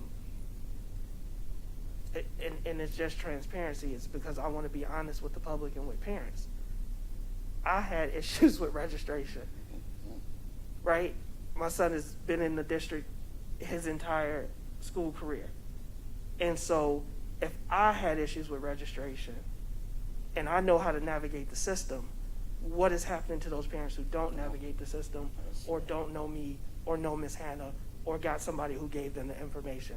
So I appreciate the way in which the department has rallied, and you guys have done extraordinary work, especially over the last 2 weeks, but I do want us to find a long-term solution so that we're not dealing with this. Registration is the first introduction that parents have to Waukegan Public Schools. And I know 4 families that have opted not to proceed with in-person school just because of the frustrations that they've had with registration. Right. And so I have to voice that. And again, I know how hard you all work, so thank you for what you've done this last couple weeks, but we have to figure out a system that makes us get better. So we do appreciate that portion, Mr. Christensen, and we look forward for some requests and solutions for how we address this moving forward next year. Opening of school, and this is, I believe, you, Ms. Patty. Good evening, Board President, members of the board, Superintendent, members of the community, and my colleagues. My portion of the presentation is to go over some of the reopening routines and procedures that principals, school leaders, and all staff have been implementing. And really wanted to say thank you to all of our school leaders, our assistant principals, our principals, who have risen to the challenge of reopening their schools for all students. We had some students return in hybrid. We had some students return for summer school. But this is the first foray into all of the protocols with all of our student body being present. And so our school leaders have done a lot of planning, a lot of preparation, a lot of changing those plans and starting all over in some instances when they needed to accommodate how things are going in the building.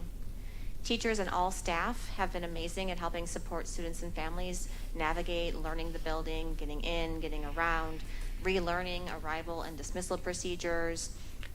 Principals have been making adjustments to hallways, to traffic patterns, to dismissal schedules, to all those different pieces of when too many kids get in one spot, how are we rerouting those groups of students so that we are staggering certain hallways, certain traffic flows, different stairwells, etc. Every school has done refreshers around school-wide expectations connected to PBIS to make sure students are being supported around being back in a school building, being back in a classroom, remembering to just remember how to be back in a school setting, a structured school setting. And so the PBIS piece has been a really big piece of the work that principals and teachers have done with all of their classrooms. Operations, thank you for your team. You've been responsive and supportive to all the different building needs, really working at a fast pace to complete work orders, to move furniture, to clear branches, to finish up last-minute projects. Everyone's really been all hands on deck across all Lincoln Center departments, making sure that for the first few days of school, everyone was present, visible, helping families, helping students, helping teachers. Again, a lot of collaboration, a lot of communication to comb through and problem solve any issues that have been popping up. And although students do need reminders because wearing a mask all day long in the heat is sometimes a difficult thing to do, students, when reminded, if necessary, have been wonderful and pull it right back up as soon as they need a reminder. So thank you to our students for also doing their job to keep us all safe. Things that we are currently working on to continue our areas of improvement. Continuing to increase and improve our communication with parents and families around safety protocols and quarantine protocols. Supporting students as they continue to adapt to in-person learning. Being able to have the stamina for learning for a whole entire school day has been difficult for all students, not just our smaller learners, but our older learners as too, just because the amount of seat time, the amount of cognitive demand on them all day long. It's different from hybrid. It's different from what we had been doing. They have to get used to the cognitive demand again. We have revamped our open houses to maintain social distancing and have smaller group sizes for parents. Principals are staying a minimum of 1 hour after the last bus leaves to make sure that in the event a child is returned to school, that there is someone there to welcome them and make sure they are redirected back home if there's an issue. Those are just some of the small things that we've been doing specifically to just reopening routines and procedures, reestablishing routines and procedures. Other areas that we are continuing to improve, some preschool updates. We are continuing to register and screen preschool students. We had a Facebook Live event on the 19th with Ms. Rasul and Dr. Hillary and Ms. Alicia Williams to answer questions about registration process. We've been conducting virtual screenings with our pre-K teaching staff and support staff to make sure that we are getting parents and students screened as quickly as possible. And we are having a large-scale screening registration event on the 28th. And Ms. Russell has been working with that team to make sure that parents are aware of that in the community, to make sure that as many parents who want their child to attend pre-K have the information on how to do so. We also wanted to provide a quick glance on some of the curriculum materials that were part of the conversation we had at the prior board meeting, our student achievement meeting, I'm sorry. We had our everyday math materials. Those were approved by the Board of Education in May, ordered on June 29th when funding lines opened up for budgets. They were distributed the week of July 28th, and at this point in time, we are just spot checking to see if there's any additional needs met. Same with ReadyGen. We approved May 25th, and you can read the chart yourself. I don't need to read every line, but did want to point out the ReadyGen EM4 resources were in buildings prior to the start of the school year. The text resources for curriculum mapping for elementary arrived the week of August 12th, and again, those have been distributed and passed out, and again, we are just spot checking to see if there's any additional needs. Carnegie Math for high school and middle school. There was a delay in some of those orders and some of the deliveries, and so we have provided online access to students and teachers in the interim while we are waiting for the rest of our orders to be delivered. Our ELA for middle school is expeditionary learning. That was ordered mid-July. Those were, the novels arrived on the 17th of August, and the workbooks for students arrived this week and have been distributed, are being distributed now. And the last one was our phonics program, CKLA for K through 2. It was approved May 25th. It was purchased on June 25th when funding lines were available. And the distribution with the help of Ms. Ambrosio, Ms. Fabian, and Dr. Carnes, and Ms. Vukovic and other community helpers were able to get the inventory done, the boxes unpacked, and the distribution done just now. And so again, now that we have those delivered, we'll be asking for principals and teachers to spot check and see how those things are going. And if there's any additional needs, we do have additional materials that we can provide if they do need a couple extra copies of certain things. And so this concludes this section. So are there any questions for Ms. Patty? I have a question. Go ahead, Ms. Gonzalez. Or I have two questions. So the average time for funding lines to open is about a month from when we approve materials, or? It depends on when the order is requested on the behalf of the Board of Education. So if it's during the middle of the school year, so maybe we ask for funding in February, and the funding lines are still available for it's a current school year purchase, then we can purchase it immediately, and there's no delay from the time the board approves for the time we actually can enter the requisition. For upcoming school year orders, it's a little trickier. The way that the most of our funding comes from federal grants, as Ms. Ambrosio discussed the last time that we were together in our academic team meeting, and just talking through the timelines of that. So when a majority of our funding that we use to purchase materials comes through grants, grant money has to be spent on the current year.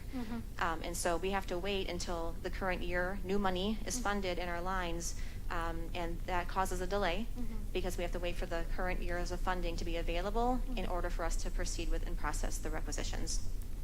Okay.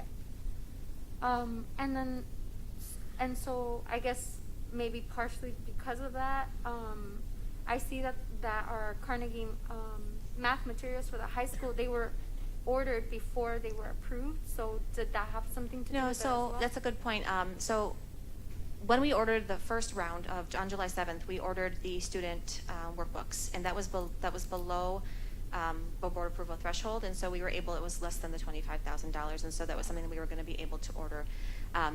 However, when we added the student licenses in, the online licenses, then that increased the dollar amount, where we then had to come back and say, even though we were ready to order the textbook pieces, the online resources then added an additional cost, and we had to kind of pause and then turn it over to the board for approval. I got one question for Ms. Patty. And can I just add that the Carnegie had been approved by the Curriculum Council and by the board prior to this, so those workbooks were a fill-in for an existing math program that we were already using. Yes, sir. Yeah, okay, Ms. Patty. I've also been getting messages, phone calls, listening at students being physically in, and I'm speaking particularly of the high school. Okay.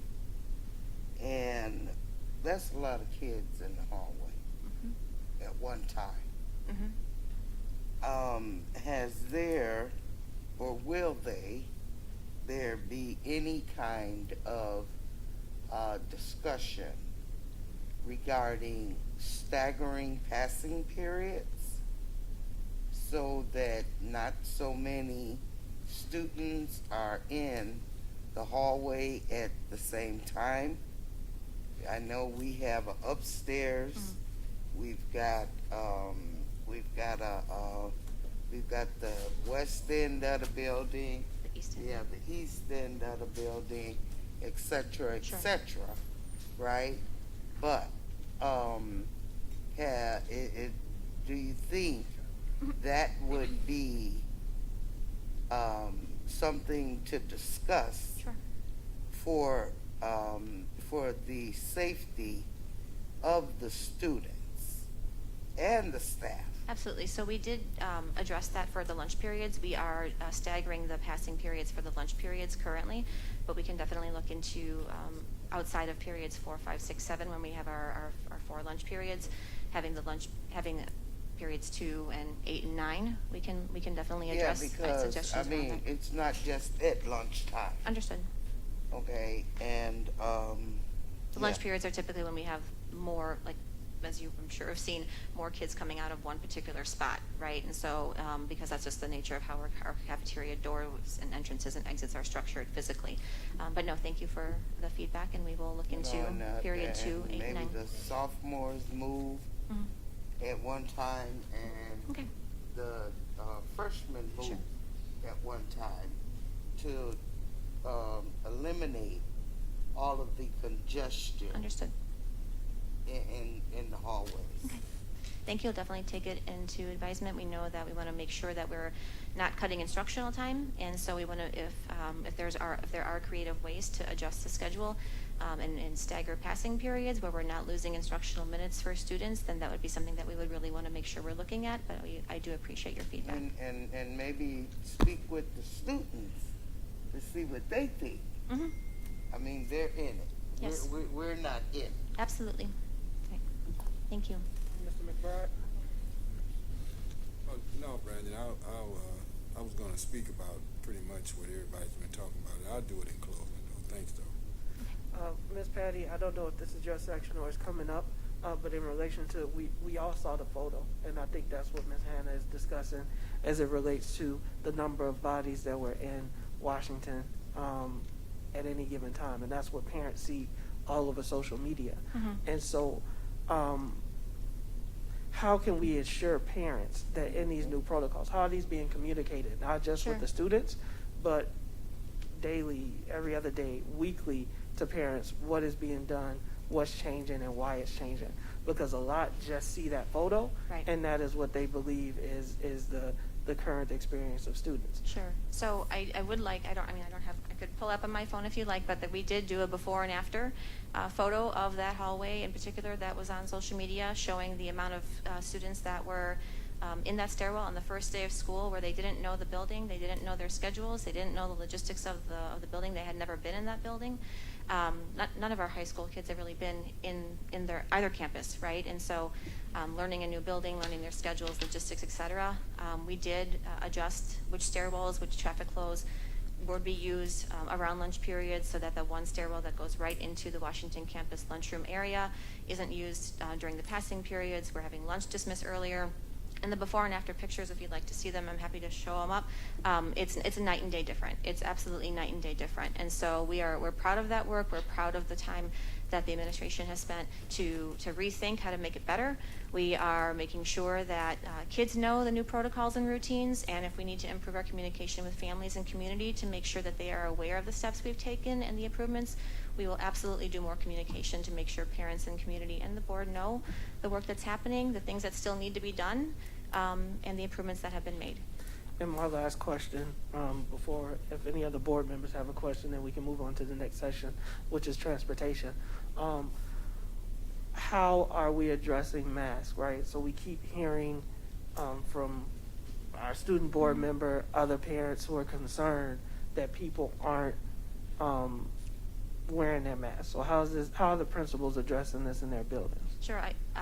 I know that principals send out communication to staff that if they are seeing a student without wearing a mask, it's not a disciplinary action. It's a reminder, please mask up, please pull it above your nose. Constant reminders from the safety officers in our hallways. Teachers have been amazing at standing at their doors during passing periods to reinforce expectations.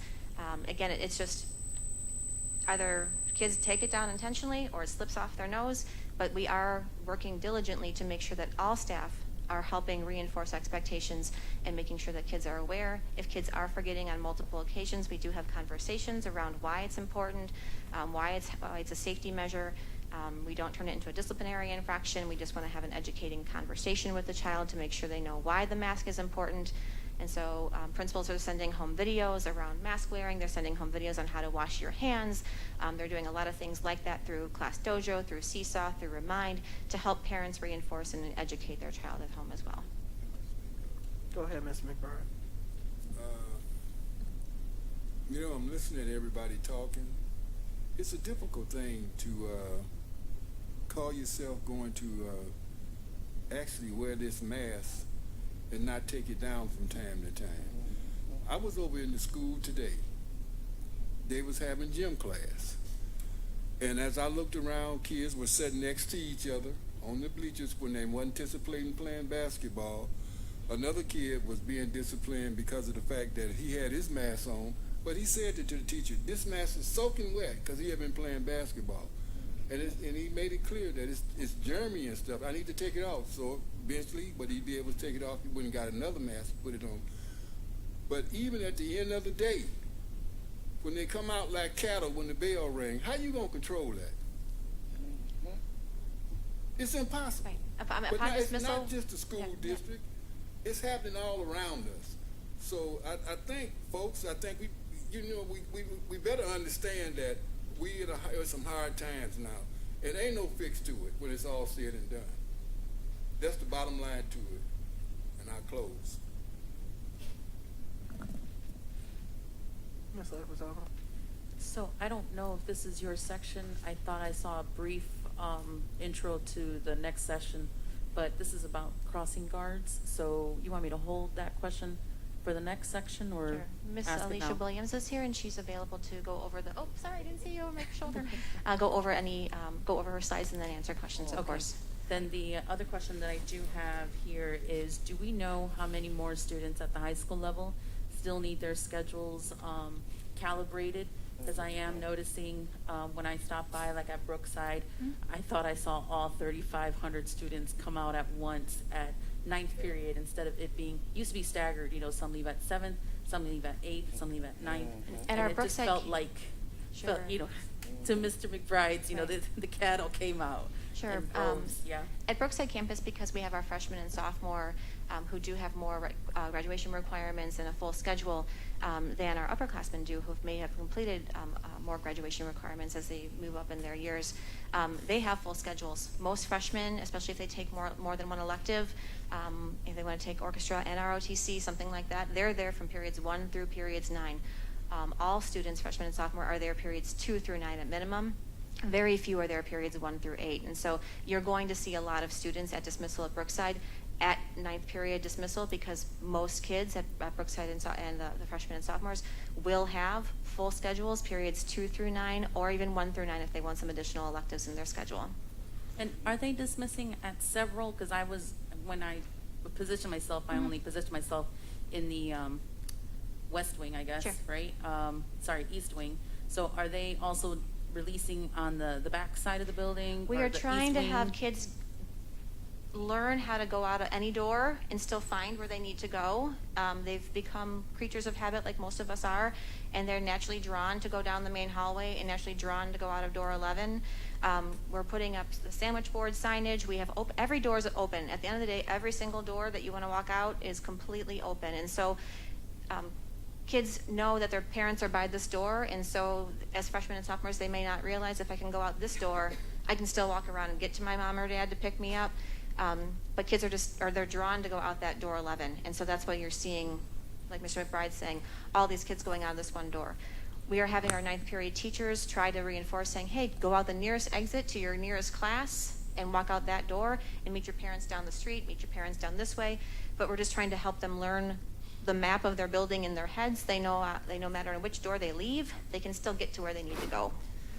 And I know this will be a question for Ms. Williams, which deals with, we're getting concerns, obviously, about the safety as the students exit and crossing the streets and where they meet their parents. So that'll come up. My only thing with the high school, and we're talking about this, is we heard concerns from elementary school parents, and I know that we're working on it, and I want to hear what the plans are that'll be in the presentation to address some of those concerns. But at the high school, I know that Ms. Leguizamo had asked for an evaluation of the high school design, and I know that Ms. Gonzalez had asked for evaluation of the new high school design.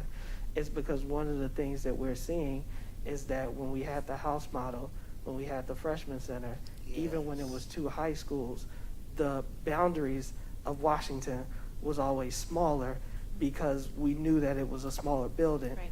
And as a district, tried to keep less than 1,700 students in that building. We've split the district in half, and we have over 2,000 students that are currently in that building. So are we looking at addressing this? Because I don't know if this is you or if it's coming up in the presentation. If it is, I'm sorry. But what is the mitigation efforts for the cafeteria, especially at Brookside? Okay. I mean, especially at Washington. Sure. Open campus for students for being able to leave campus for lunch starts this week. We have communicated out. Oh, okay. We have worked with our legal team, Ms. Vanderbroek, and Dr. Hillary to talk through how we're communicating out in terms of open campus expectations. So that will be information that juniors and seniors will receive, have received, I think, as of Monday. I'll double check with Mr. Hill that communication went out. And so we're looking at those types of things. We were also looking at the space of the cafeteria and looking at the lunch periods that we have and looking at the space that we have for the 3-foot social distancing that we're trying to follow, that the number that are scheduled for that lunch period aren't exceeding. And so on looking at those kind of breakdowns are some of the things that we are checking. But okay, go ahead. No, go ahead. Yeah. No. So in addition to that, we've also had discussions with operations. Obviously, we're meeting with LeBaron and we're talking about what we can do short-term and long-term, because we know that the overcrowding had been an issue before. Right. Yep. And so we wanted to look at something that we could do short-term because of what we're dealing with in terms of COVID, but then also long-term so that we can alleviate some of the overcrowding and just make it easier beyond the pandemic, right? What are we going to do? Because it's not as simple to just build onto that building, but there has to be some creative solutions, and that's something that LeBaron and myself and other team members have been discussing thus far. So we will have some more information in a future meeting, but we do want to have the details mapped out. But as Ms. Patty said, there are some other steps that have been taken in order to make sure that we can maximize the safety of our students as much as possible given the circumstances we're in. So thank you. Okay. Can I just add something? I want to apologize too, because when I received the email earlier, Mrs. Gonzalez, I was looking at the efficacy, not the amount of students. So I apologize if I misread that. So that's how I read that email. So if you will give us time to look at that total enrollment at Washington, I do know Open Campus is going to leave some of that, I believe more than some of that traffic in the lunchroom, because a lot of our students do choose to go off campus to eat and come back. But we will come back with that number, because I did not read that email correctly. I misunderstood that, so I do want to apologize for that. I just wanted to make a comment, just kind of adding on to ideas that you guys are thinking about on alleviating some of the overcrowding, especially around lunchtimes. And I don't know if you shared this with the team, because I was talking to Board President Ewing here about this, and I was even thinking, even increasing our dual credit enrollment with the CLC program will help to alleviate some of that overcrowding, and that's specifically for our junior and senior campus out there. And I think our students would benefit from a lot of that post and secondary credits. So it's just an idea or comment I just wanted to put out there. Yeah, I think it's going to have to take ideas like that and a combination of them in order to make it happen. Ms. Hannah, final on this one? Yeah, and also I would hope that we are going to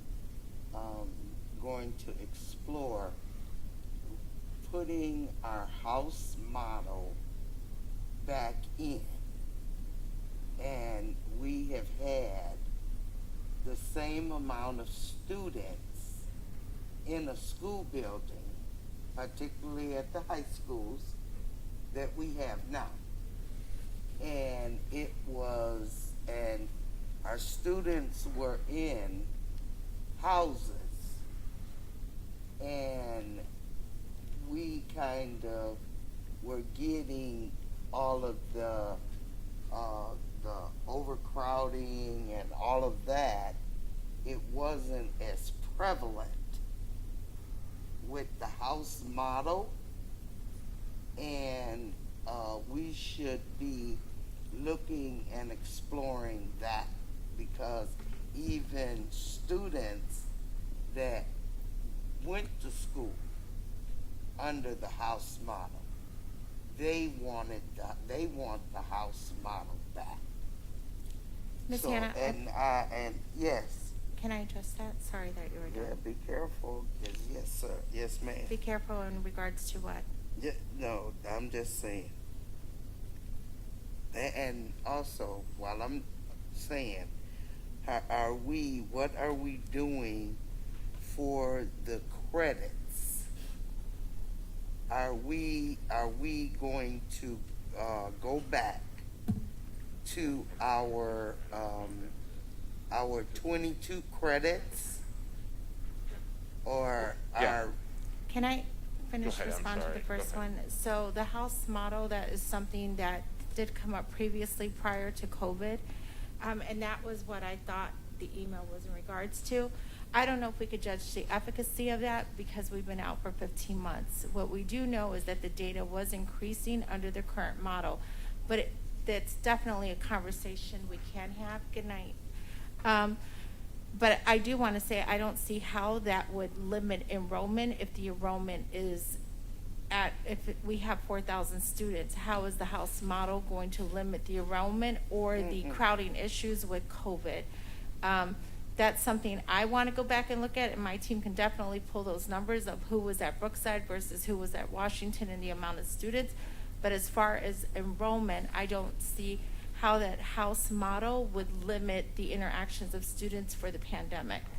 The two ways quick, and then I want to move on to transportation, is they kept a smaller amount of houses at Washington, and then they made those houses smaller than the houses that were at Brookside. And then the second way that they did it is they had hallways. And so the students were able to move within an enclosed area, so they weren't all over the school. So those are just very simple things that were done and taken into consideration under that house model that I think we can talk about bringing back. For time, and because we already have that on a future meeting. The credits, are you guys prepared? It's reverting back to what it had been prior to moving out. Yes, and then yes, and we'll have Dr. Nault. Excuse me. We'll have Dr. Nault give an overview in our next meeting. But it will go back to. It has gone back to what it was prior to. Okay, thank you, Ms. Williams. I'm sorry. If we can get the transportation and continue. Hey, there you are. Thank you. Good evening, everyone. Yes. Okay. So the first couple of days, as normal, we have late buses. We're trying to mark off all the students that get on the bus. We can't hear you, ma'am. For the first couple of days, we had a lot of late buses because the drivers have to mark off each student to make sure they're not getting on the wrong bus. That happened all last week, and beginning of this week, I met with Illinois Central this morning to go over what went right and what went wrong. So we have a plan in place for that. I added additional routes to address the late buses. How our packages are set up, we have one bus doing 3 schools. So if the first bus is late, it messes up the whole day. And that's what happened at last week. So, okay. And so we've added additional buses because of the 45 passenger limit. As they're registering new students, the new students are added on the bus, and the buses are getting overcrowded. So every day we're adding new routes, which is not adding more buses, adding more routes to the drivers who are already driving routes.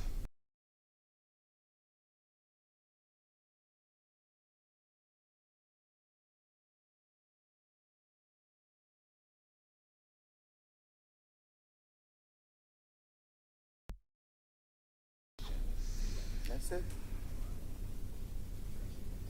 Okay, I see that you have, that you got My Stop app. What happened to Versatrain? It's connected.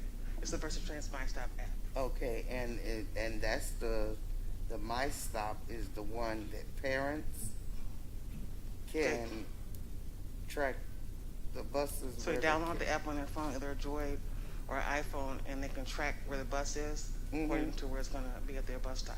And what we have times. given the parents all that information and stuff. Yes, all the schools will have it. It was posted on the website.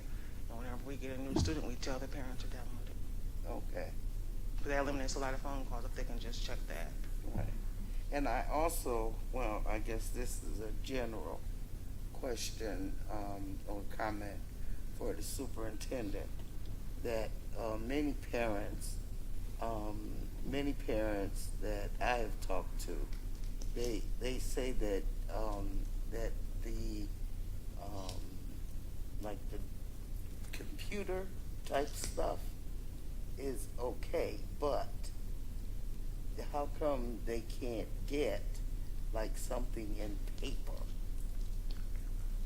like the like notices coming from the schools regarding busing? Regarding that's why I say it was a general superintendent I don't understand the question. Why don't we provide it in paper instead of just email and phones and text messages? Right, because I mean, like what we're talking about now, and I'm just giving an example, because some of the parents, they can't navigate computers and all of that stuff, and they're asking, I know I've been hearing parents wanting like a manual piece of paper, you know what I'm saying? Okay, so for bus routes, we mail out letters. Just for bus routes, for notices, and you know, like you send out something to the parents, right? And instead of it just going over the email and all that stuff, a piece of paper, you know, send a piece of paper home with their kids in their book bags. I know at the elementary school level, more paper is utilized. Notices come home in paper. As you get into middle school and high school, it's more electronic messaging because, I was a high school principal.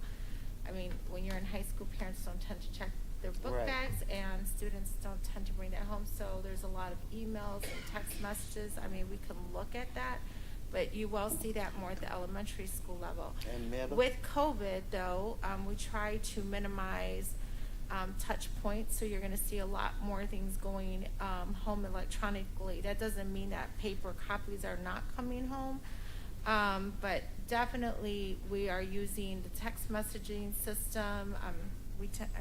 Parents tend to have some type of device now.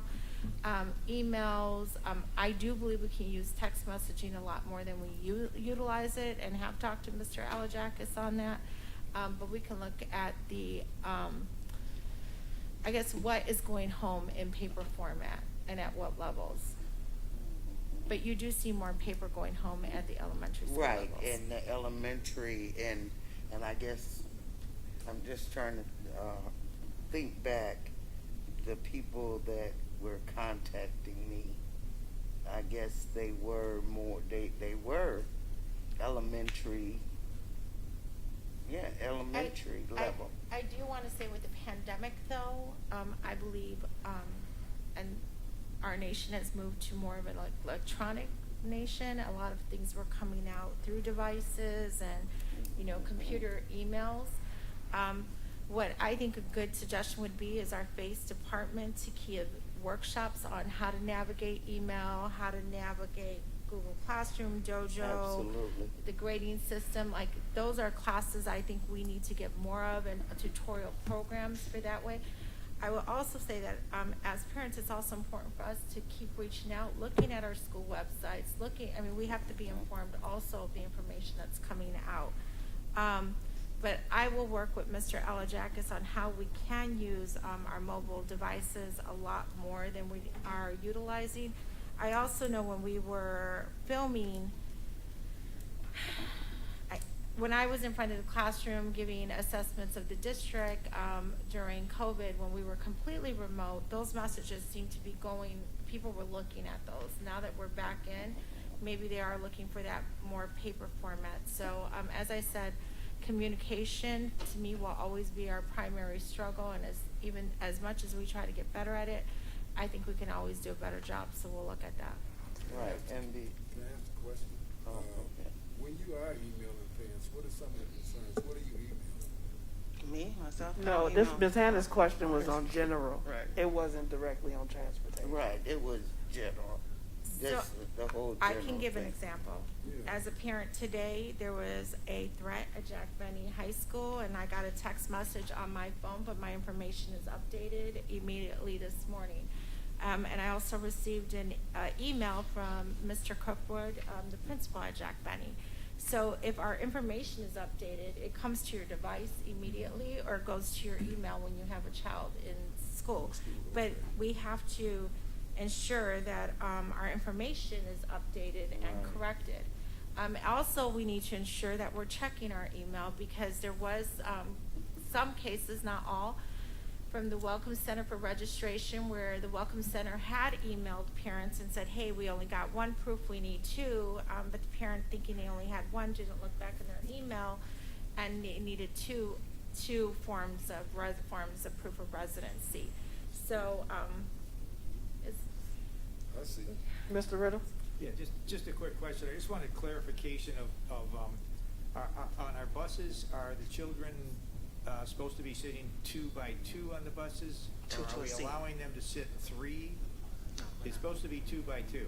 I've noticed correct. kids getting on the buses, there's no teachers on the buses, the kids just pile on and go on in, and it looks Correct. like they sit anywhere they want.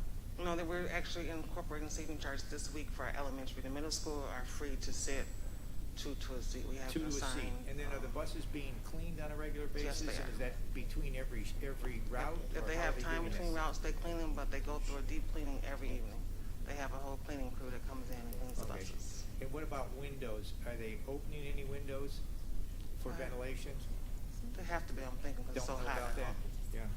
Because we know that ventilation helps immensely. If even the bus drivers had their own window open, that would blow some air into the bus and circulate a little bit of air. I know that can't be done in the winter, but right now we're dealing with, with these kids and with the COVID, the variant that's really here. I I'm just wonder assuming it is, if maybe 'cause the that buses could are be very hot. considered, just to open a window to get a little fresh air in that bus as the children are in there, just to keep this COVID down as best we can. Correct. All right. And then I noticed kids piling on the bus too. Again, they're not really keeping social distance. I know it's very hard to do, but I think the fresh air is probably a better Actually, way to this just week I'm lower a meeting with the window. principals to discuss how they're lining up Can you the speak students to into the board mic? the I bus. can't Oh, hear you. sorry. This week, actually tomorrow, I'm meeting with all the principals to discuss how to line up the students correctly so they can board the bus in a safe manner and keep some distance. Right, right. And I know there's a whole lot of that. It's training the Yeah. children and they're kids. So, I mean, they're going to get on the buses the way they want, but we can still have to work with it, mitigate it as much as we can. Thank you for your efforts on that. You're welcome. Ms. Leguizamo, then if we can move on to food service. Thank you, Ms. Williams. So, in regards to the crossing guards that we have currently established, can you talk a little bit, like, how do we establish the crossing guards? I know a few families have reached out to me in regards to adding crossing guards. I think one of them was specifically like Grand and Leith was one of them. The other one was like Brookside and Grand. Sorry, Lewis and Brookside. I was like, those don't intersect. So just trying to understand if you can maybe just go over that whole process, how crossing guards are established. Can we increase, not increase, or if you've taken a look at that, not taken a look at that, just in general crossing guards. So in 2010, we took over the crossing guard program from the Waukegan Police Department. They had established stops that are actually designated by the Illinois Department of Transportation that are considered hazard. So like Grand and Lewis, for our middle school students can't cross that without a crossing guard because it's a hazard. We have another one's Washington Lewis and Sunset at Lewis. And then we have some schools who have requested a crossing guard, which is not considered a hazard by IDOT, but a hazard for the students. So we have crossing guards like that. If we, it's based on really a hazard. So if a parent is thinking that there is a hazard, should they reach out to your department or who should they contact? They reach out to us. All right, if we can continue with the food. Okay, right. So as we did with hybrid, we continue to grab and go model, which has been very successful. We're feeding a lot more students with the Grab and Grow. Lunch in the classroom is new, but we've had a lot of staff participate and help, so that's going well. I haven't heard anything negative about that. And so last week when the bus was really running late, our principal reached out to me because our students were starving because the bus was really late. So I incorporated it where we're going to send snacks to every elementary school just in case they're late so they can have something to eat. Can we receive retraining? And this may be a superintendent question for PD. I'm hearing stories again of snacks and things being thrown away or confiscated. And right now with everything going on, a lot of parents don't want their kids eating in the cafeteria or touching food that other people have touched that has been prepackaged. So if we can provide information to staff members on, I don't want any kid to have their food thrown away because somebody deems it inappropriate or unhealthy. And so I know there was something today that was circulating on social media that someone deemed goldfish Yes, goldfishes. as unhealthy, and so they threw the kids' snacks away. And so Goldfish. So what we have on our website, we have our menus posted that can contain the calories and nutrition and carbohydrates. So the parents can look on the website to determine what they want to eat that day. Once a student takes food, we can't take it back, so it has to go in the garbage. no, that's fine. These are food that came with the student to school, and somebody confiscated the food, and then they go, it was board policy, right? So they blame the board for taking food, and so I want to make sure that everybody is Was trained. that a cafeteria worker?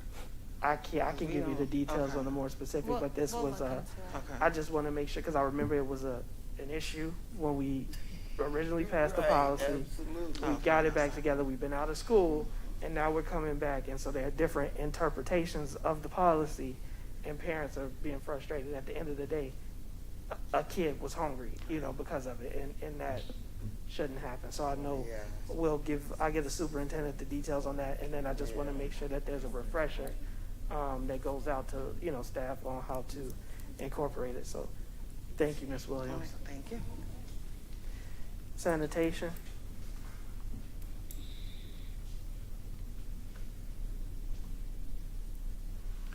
Good evening.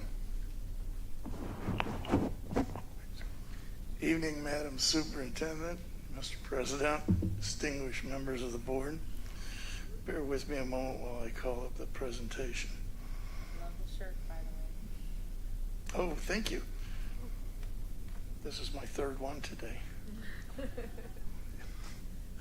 The others got very wet. Well, as you know, we've returned to school, and with that, we've set up new routines for our custodial staff to get in the habit of hitting every piece of every school every day. So our head custodians represent each school. They interact with the principals and the teachers. They verify that everything is clean from the night before and ready to go. They hit all of the hot spots, and they take care of any emergencies that happen during the day when the students are in class. We have a night staff that comes in after the students leave, and the night staff cleans every desk, every floor, wipes down the windowsills and the flat surfaces, and they use all of the proper cleaning solutions to make sure that everything's been sanitized. The custodial staff has been trained in what materials and products to use to clean each item so that they are properly sanitized against contagious infectious diseases. The CDC has given us a list of sanitation products that we use. We don't use any bleach-based cleaners in our system. It's only the approved sanitation sanitation products that have come directly to us from the CDC recommendations. We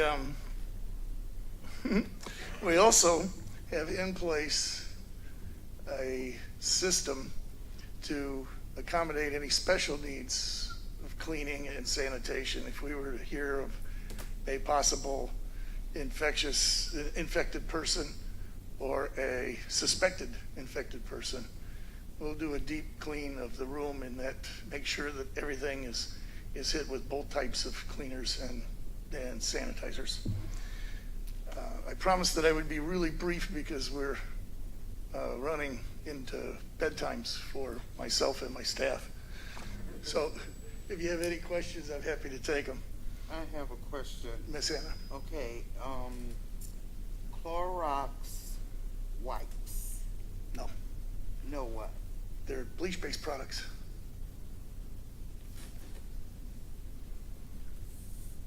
Got that right. Right, so, I think what it, to the question around that is, that is that is also included in our school supply list. Sometimes they're specifically calling out Clorox wipes on our school supply list for families to bring to the classroom. And so maybe we just need to update some sort of recommendations, I think, between our building principals and our operations team here. Yeah. But go ahead. Yeah, because that's important because it's on every supply list. But I didn't say anything because we love them. The superintendent said she was going to be addressing. Would you like to comment on that? Just as a follow-up, sorry, Doug. Sorry. Just as a follow-up, we did communicate with all principals to update and revise the school supply list to please take off some of those district-provided materials. We met with the principal leadership team today, actually, and asked each, the elementary group, which is Ms. Lanou, Mrs. May, and Ms. Grossman, to look at elementary and do one recommended grade level supply list across all 15 elementary schools. We asked Ms. Yvonne Brown and Mr. Carl Hagman to come up with a middle school recommended list for each, no matter what 6th grade you go to, this is the 6th grade supply list. And Mr. Hill will be working with Mr. Briner and Ms. Carter for the high school. So the principal leadership team is working on taking all the lists that are out there that every grade level team works on across all different schools and really coming up with a recommendation around what are the basic things that a child could bring to school that would help with their learning materials. However, we do always provide markers, pencils, crayons if students do need them, but we are looking at streamlining the school supply list, removing extra things that are a burden for our families and things that they just don't need to worry about anymore. So that was something that we are addressing, and we'll be working on that the next couple of months so that next school year we will have synthesized, we'll have standard class supply lists for every grade level across all buildings. Good. Very good. Can I say something? Or you can go. I was just going to say that email was sent to the board earlier, and we will come back. I believe I said in September or October student achievement meeting with a suggestion from the principals so the board can see what they put together. Yeah, and the only reason, Superintendent, I asked about those Clorox wipes because I keep hearing Clorox, no, and I just didn't. I didn't know if they were made of some different kind of chemical or something, but when I hear Clorox, I automatically think bleach. As you should. Okay, very good. They're in use at my house. Yeah. But not at the schools. Ms. Gonzalez. Right. Yeah.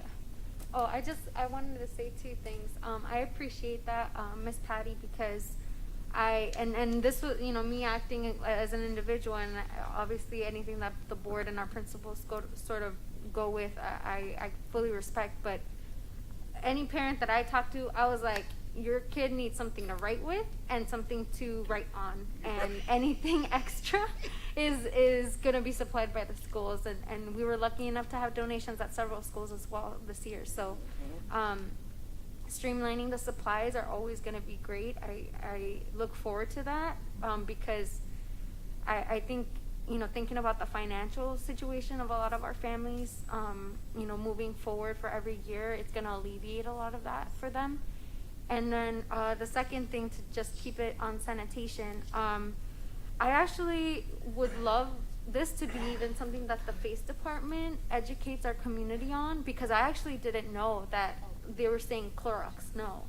And if we can sort of communicate why we're cleaning the way that we're cleaning, I think it would sort of alleviate some of the stress that families feel about, like, what has to be cleaned? Am I cleaning this correctly? Like, that way there's not much of that miscommunication or confusion as to what practices we're actually upholding as a district. So, thank you. Thank you. I'd like to add also that we've also stepped up our manager inspections and supervision to ensure that we're getting exactly what you're asking for. Ms. Lacquizano? So I just wanted to ask, because prior to COVID, we've heard from the community and students talking about the soap dispensers being empty in bathrooms, or now it would be also maybe the sanitizer stations might be empty. I'm just looking for, can you talk a little bit about the routine, about what your department goes through to ensure that everything is filled soap dispensers, including the sanitizers, on a regular basis, right, for everyday use. So I don't know if there's some sort of electronic way you keep tab of this, or It's a lot simpler a than whole that. big checklist, or so just go through the routine on that for us. Thank you. Every day, every custodian, of the evening custodians, are supposed to open and check the supplies in dispensers of sanitizer and of soap. That's part of their job. It's part of the things that they are reviewed on. Their managers check to make sure that these things have been done. And I don't think you've probably had any of those complaints since COVID began. It's a regular routine.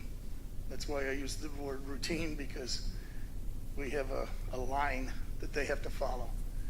And they have an itemized list of what they're supposed to be doing every day. In what areas. So each person has a different assignment. Ms. Hannah, Yes, final Ms. question on this topic? Yeah, and this is a question for the superintendent.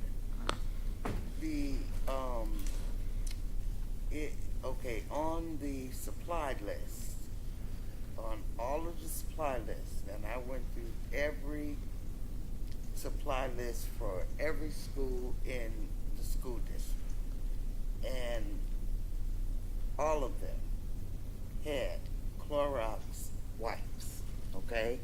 So my question to you is, how are we going to retrieve those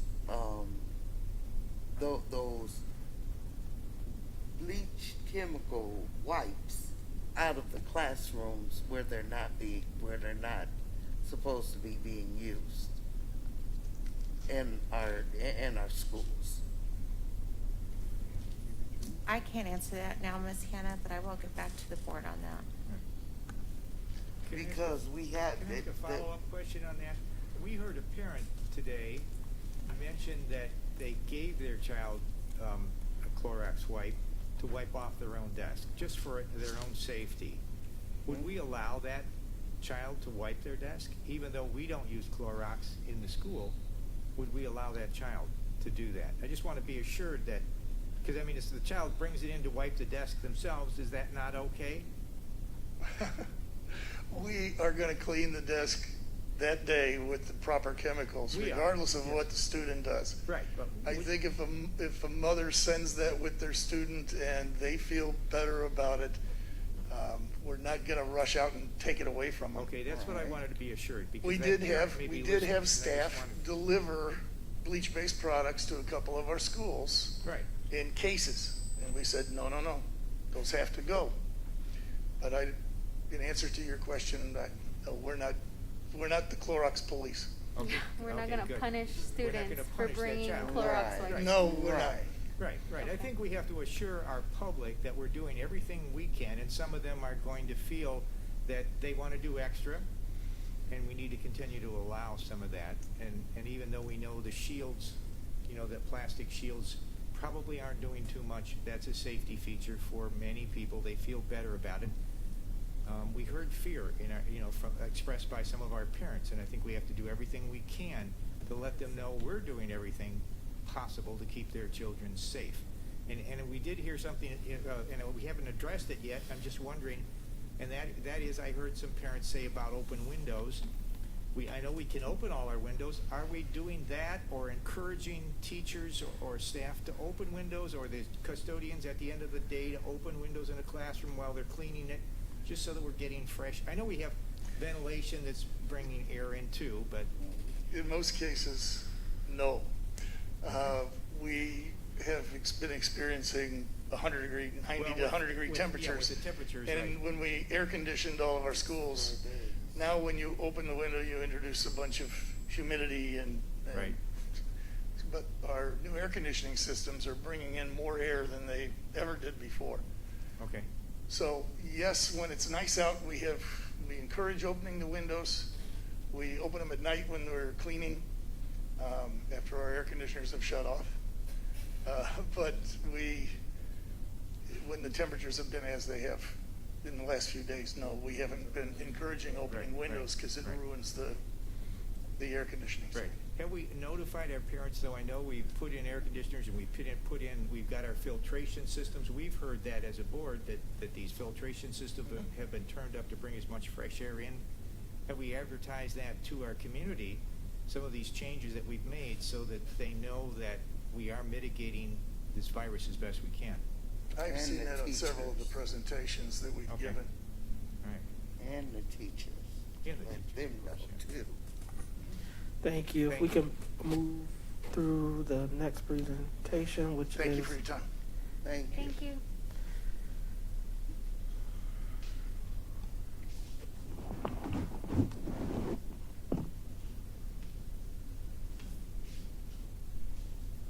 Good evening. Can you hear me? Yes. Can you hear me now? Okay. Good evening. So I would like to just present some information related to the COVID impacts that we have seen in the district since August the 12th. So some of the buildings that have had a COVID-19 impact include Lincoln Center, Smith, Lyon, Oakdale, McCall, Glen Flora, Cook, and Greenwood. And these are instances where an individual has tested positive in the building during those relevant dates.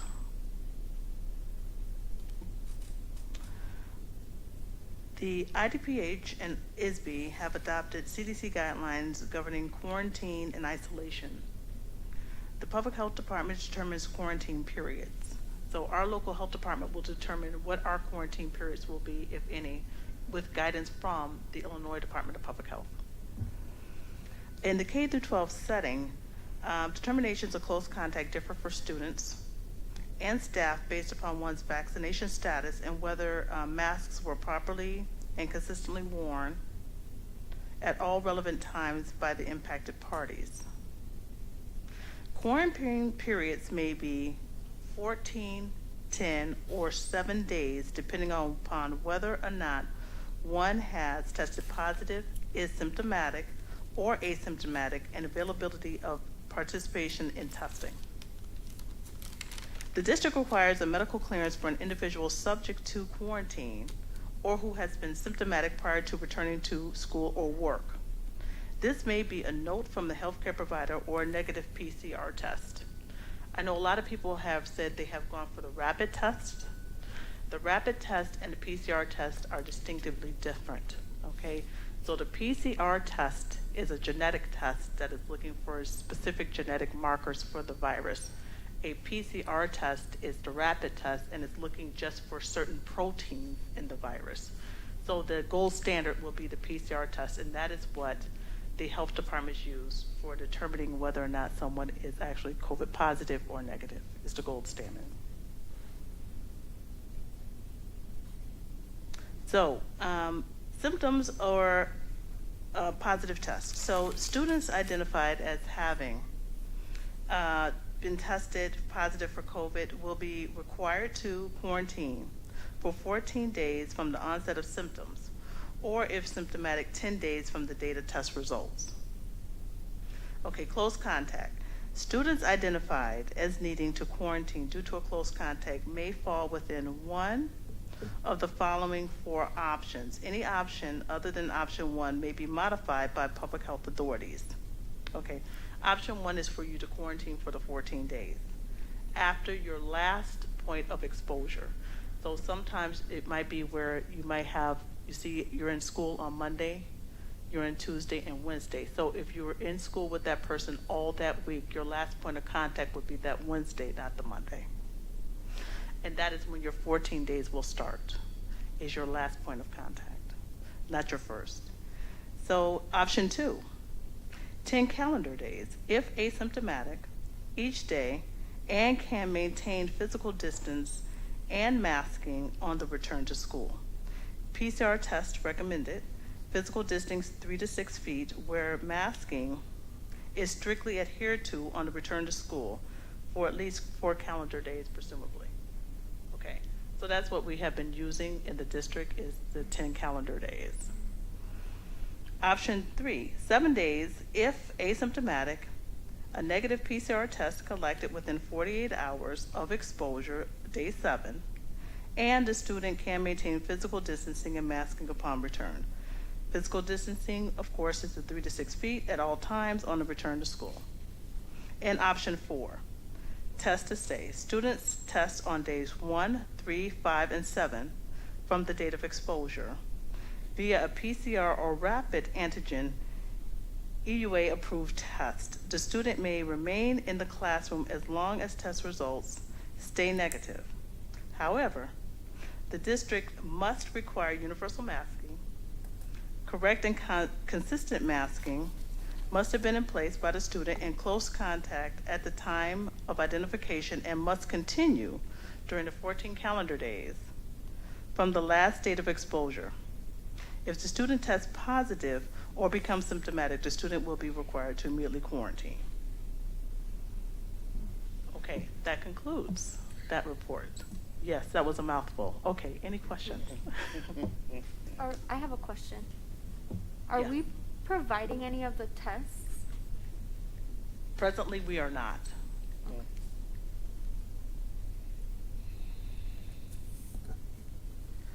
So my question, how is this information being communicated to parents? So if there is an impact to a student tests positive, we have an internal contact tracing team. So the internal contact tracing team will then make contact with the parent and determine what has happened with the student. The student has tested positive, and so all of those are communicated to the parent as part of the mitigations that can be used, and to hopefully get the student to return to school sooner rather than later. To add on to that, I know that that process is more for positive cases that have been identified. So for those that are self-quarantining, it would be a different situation for them. So that information, they probably wouldn't go to, or a contact tracer would not, contact them. So how would those students and families get notified of the process that they need to take on self-quarantining and how to report, who to report, and et cetera?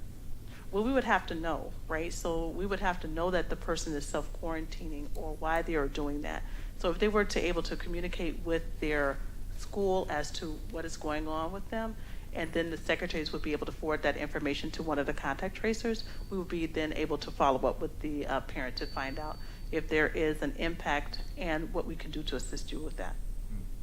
And so I'm looking here at your presentation that says the PCR testing is recommended, but it is not the required. So you are accepting the rapid test as indicated somewhere. I thought it was in this slide as well, right, for negative tests? No, the rapid test is good for a positive test. So if you have a rapid test that you have completed, it is a true positive. The difficulty with the rapid test is they don't do a good job in filtering out the negative test. So the positive is probably about 94 to 96%. So if you have a positive, you're good to go. The negative test, they test maybe in the 80, 84, 86%, which means then that you could theoretically have 14 people walking around who are positive and not know it. So that's why it's not generally accepted as, clearance for you as a negative. So, Ms. Wozniak? But like the example of parents, Ariana, yes. she said she had 2 of the rapid tests that were negative, but she also said she had a doctor's note that said she didn't have COVID. So The doctor was saying she could come back to school, but they said no. Back, right. I So think how was it communicated to her ahead of time what she should be doing. So I think that we won't know until you come back, right? So you're out with COVID. We won't know until you return with the note or something else what has happened. So when you're having the rapid test, it's part of the protocols with that, it was in the presentation, that you have to test repeatedly. I think it was day 1, day 3, day 5, day 7. She only did 2 of the rapid tests. She didn't do the protocol with the rapid test. And so that's why it's not accepted, because it was not Well, followed. did she ever communicate Can- with those staff? Can I just caution us about not speaking about a student? Yes. We can get you that information Right. But she privately, shared it. but No, but just her medical, I don't. can- No, we weren't. I was just going along But with the you can give an but yes. example of student X. And Yes. she shared it, but Next. with Yeah. the PCR test, and that's what I mean, I get and this may be again a superintendent question. So as a parent who hasn't been in close contact or had a student in close contact, but has had someone in each building that my kids attend test positive, as a board member or a parent, this is the first time that I've seen those quarantine guidelines from the district. So how are we communicating before it happens? Because once it happens, then the parent is confused. Whereas if they know, which we've told them, we're going to contact them if they're in close contact, that these are our requirements or how we're doing it. Because I think businesses handle it different. So their employer might say something like, if I'm vaccinated, I don't have to quarantine. Right? And so that's not what District 60 is saying. So how are we communicating that en masse? Not just when, oh snap, my student has been in close contact and now I got to shift. So that's my question. Or they decided to self-quarantine themselves because somebody came up sick, but they didn't know what it was, and then they decided it was just simply a cold or the flu or whatever, and now they're, but they don't know the protocol, so they think they've covered themselves with having some tests done and a doctor's note, and it's just not enough, and it's very disheartening to show up, think you've done everything right, and then show up and say go home. Yeah, I definitely, this is one of those things where Miss Hannah was talking about paper notifications, I think is a good example of things that could probably get mailed out to the homes, right? And just kind of, this is a very important protocol, especially, our students want to come back, or our students want to be in the school building, but they also want to be safe. Yes. And our families want to be safe. We hear that, we heard a lot of that today from our public comment, and I think that just fully understanding the whole process around how do I report, who do I report to, what are my steps in testing and getting back into school, and so on and so forth, and I don't think a lot of people understand that there is a difference between a PCR and a rapid test. Some people have not been exposed to COVID yet. There are many lucky people still out there. So we kind of almost have to take it back to almost first day about like what we like to communicate with our community.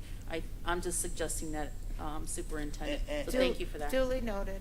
Okay. And see, it could become a magnet for a refrigerator, so that the parents have something right there to look at. Right. Okay. This is the process, but there is still some more finalization that we talked about in closed session with our unions that we're agreeing on, so that we can give them the roadmaps of A, B, C, and D.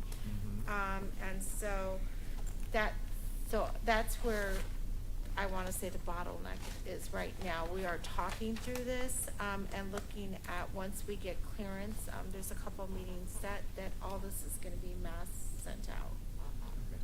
And may I just add one other thing too, is Go ahead. that some of this is going to change. So there has been Thank some you. preliminary discussions and some preliminary drafts, but it's kind of on hold because as we see things have changed, I know that the toolkit that we have been using is going to possibly change next week when they come out after meeting with the governor, that it's going to most likely change.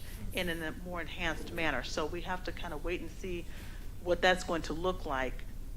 I don't want to give somebody something and then guess what? Like 2 days later, you're taking it back just when people, it's like, well, what happened, right? So we're waiting for the toolkit to come out. We're already having some preliminary drafts and conversations, but when we get something a little bit better definitively as how we're going to now navigate this, absolutely, we will have something in writing then. And that was my point, what I said we have to do in our district. And I understand the CDC, the IDPH, I get all that, but we have to tailor to our district. Right. Can I just ask a quick question? I just want to, and you may or may not be able to answer my question clearly because you said it. This is a very fluid situation. But for, the middle school and high school, the kids kind of know if they were in close contact, presumably with somebody that tested positive. But in the elementary, that's not necessarily the case. The children may not know who is positive, first off, and I guess I wanted to know, is it clear yet who identifies that this person, now I'm not talking about a positive person, say you had some student came in or a staff member that was positive, you're not identifying to the rest of the staff or even the students who that student was. Maybe they're gone, maybe the kids kind of have an idea, but who decides that this student and that staff member were in close contact, and they must now go and quarantine? Is it the teacher? Is it the teacher with the nurse? Is it the principal? Who actually makes that determination, and then who calls the family to say, your student has been in close contact, or tells the staff member, you've been in close contact and you must leave the school now and quarantine for 14 days? So an investigation ensues where all of the parties that you had mentioned are actually contacted by one of the contact tracing nurses. So they'll contact the principal, they'll contact the teacher, they'll contact sometimes the paraprofessional, anybody who may have had engagement or interaction to determine the level of impact. In addition to that, a lot of times now, especially when you're looking at the elementary level, we also are able to get the seating charts so we can see who was sitting next to whom, and then we can ask, well, what is the spacing like in that room to determine whether or not are they within the 3 to 6 feet, who else might have been around. We also ask about the cafeteria, who do they sit with at the cafeteria, who can verify that information. So based upon all of those, all of that information that is gathered, at that point, then the contact tracing nurses can make a determination as to who are close contacts. And sometimes they are just identified, right? It's like, well, on that day, they may have been playing around together and they didn't have the mask, or I was trying to, separate them. They were just sitting so close together. And then we can make that level of determination. From that, the contact tracing nurse then places a phone call to the parent and advises of the close contact, and provides the quarantine guidelines and suggestions with regard to testing. But if you have I guess, first off, this contract tracer, are they working for the health department or are they employed by our district? They are our own internal contact tracing team, and they are all nurses within the district. Within our district? Yes. Okay. And then if it's an elementary child we're dealing with here, what if the child after a few days is asymptomatic? We still are saying, and there's no positive test, we're still sticking to our 14 days, right? They have to stay home. The quarantine time is for that to at least 10 days for you to be able to see whether or not there's enough of the viral load for it to be detectable. So they do recommend that after 5 days that you actually go for testing and determine whether or not you're going to have, and you should have the PCR test when that occurs. The contact tracing nurses advises the parents of that as well, that after 5 days of the close contact, you probably should go for testing to determine whether or not you have been impacted. Yes, so they do that as well. Ms. Hannah, and then I got. Are we letting the parents know? We're talking about testing. Are we letting them know when the testing is available, where the testing is available? I heard earlier today it said something about they can get tested at Walgreens or something like that. But we have free testing, and there's, I know they had cut down the days of the testing versus the vaccines and stuff. So, but we need to get that information out to parents too, because they use the PCR Yes, testing down on Water Street. yes, they do. Yeah. Yes, and we do advise them that CVS, Walgreens are generally places that you can kind of walk into without having to necessarily make an appointment. In addition, we also advocate for them to go down on, and get the county in Washington, I believe, and go there for the testing as well. And so with that, we have, I know the big question, Superintendent, and I don't know if you want to address it right now, relates to, you heard parents obviously who were here who were calling for virtual or some type of hybrid option. And so I want to be able to address that very clearly. At this time, there's a state mandate that all schools must be back to in-person, and we are in person. So all of our students are back as of this day. There's a lot that we didn't cover, but a lot that we did. So thank you for your efforts. I know parents are concerned. It looks like there is communication with board concurrence. Mr. Alajakis, if there's a way to cut just the section that dealt with the reopening and, you know, throw it up on the Facebook page, and so parents don't have to sit through a 3-hour meeting, but get really the 45 minutes of the information that they want. And Can then, I add something to that, Board President? I just want to let our parents know that we are constantly monitoring CDC, ISB guidelines, advisement from our governor, and things may change, but as of right now, we are back to in-person. and then I know we got a lot of names on here and parents on here, so I hope, I'm going to turn these over to Ms. Taraz so that she can have them for her records, but if we can look at these and make sure that we reach out to the individuals. With that, I'd like for a motion to adjourn. Motion by Mr. McBride, second by Ms. Leguizamo. All in favor signify with aye. Aye. Any opposed, nay. Meeting adjourned.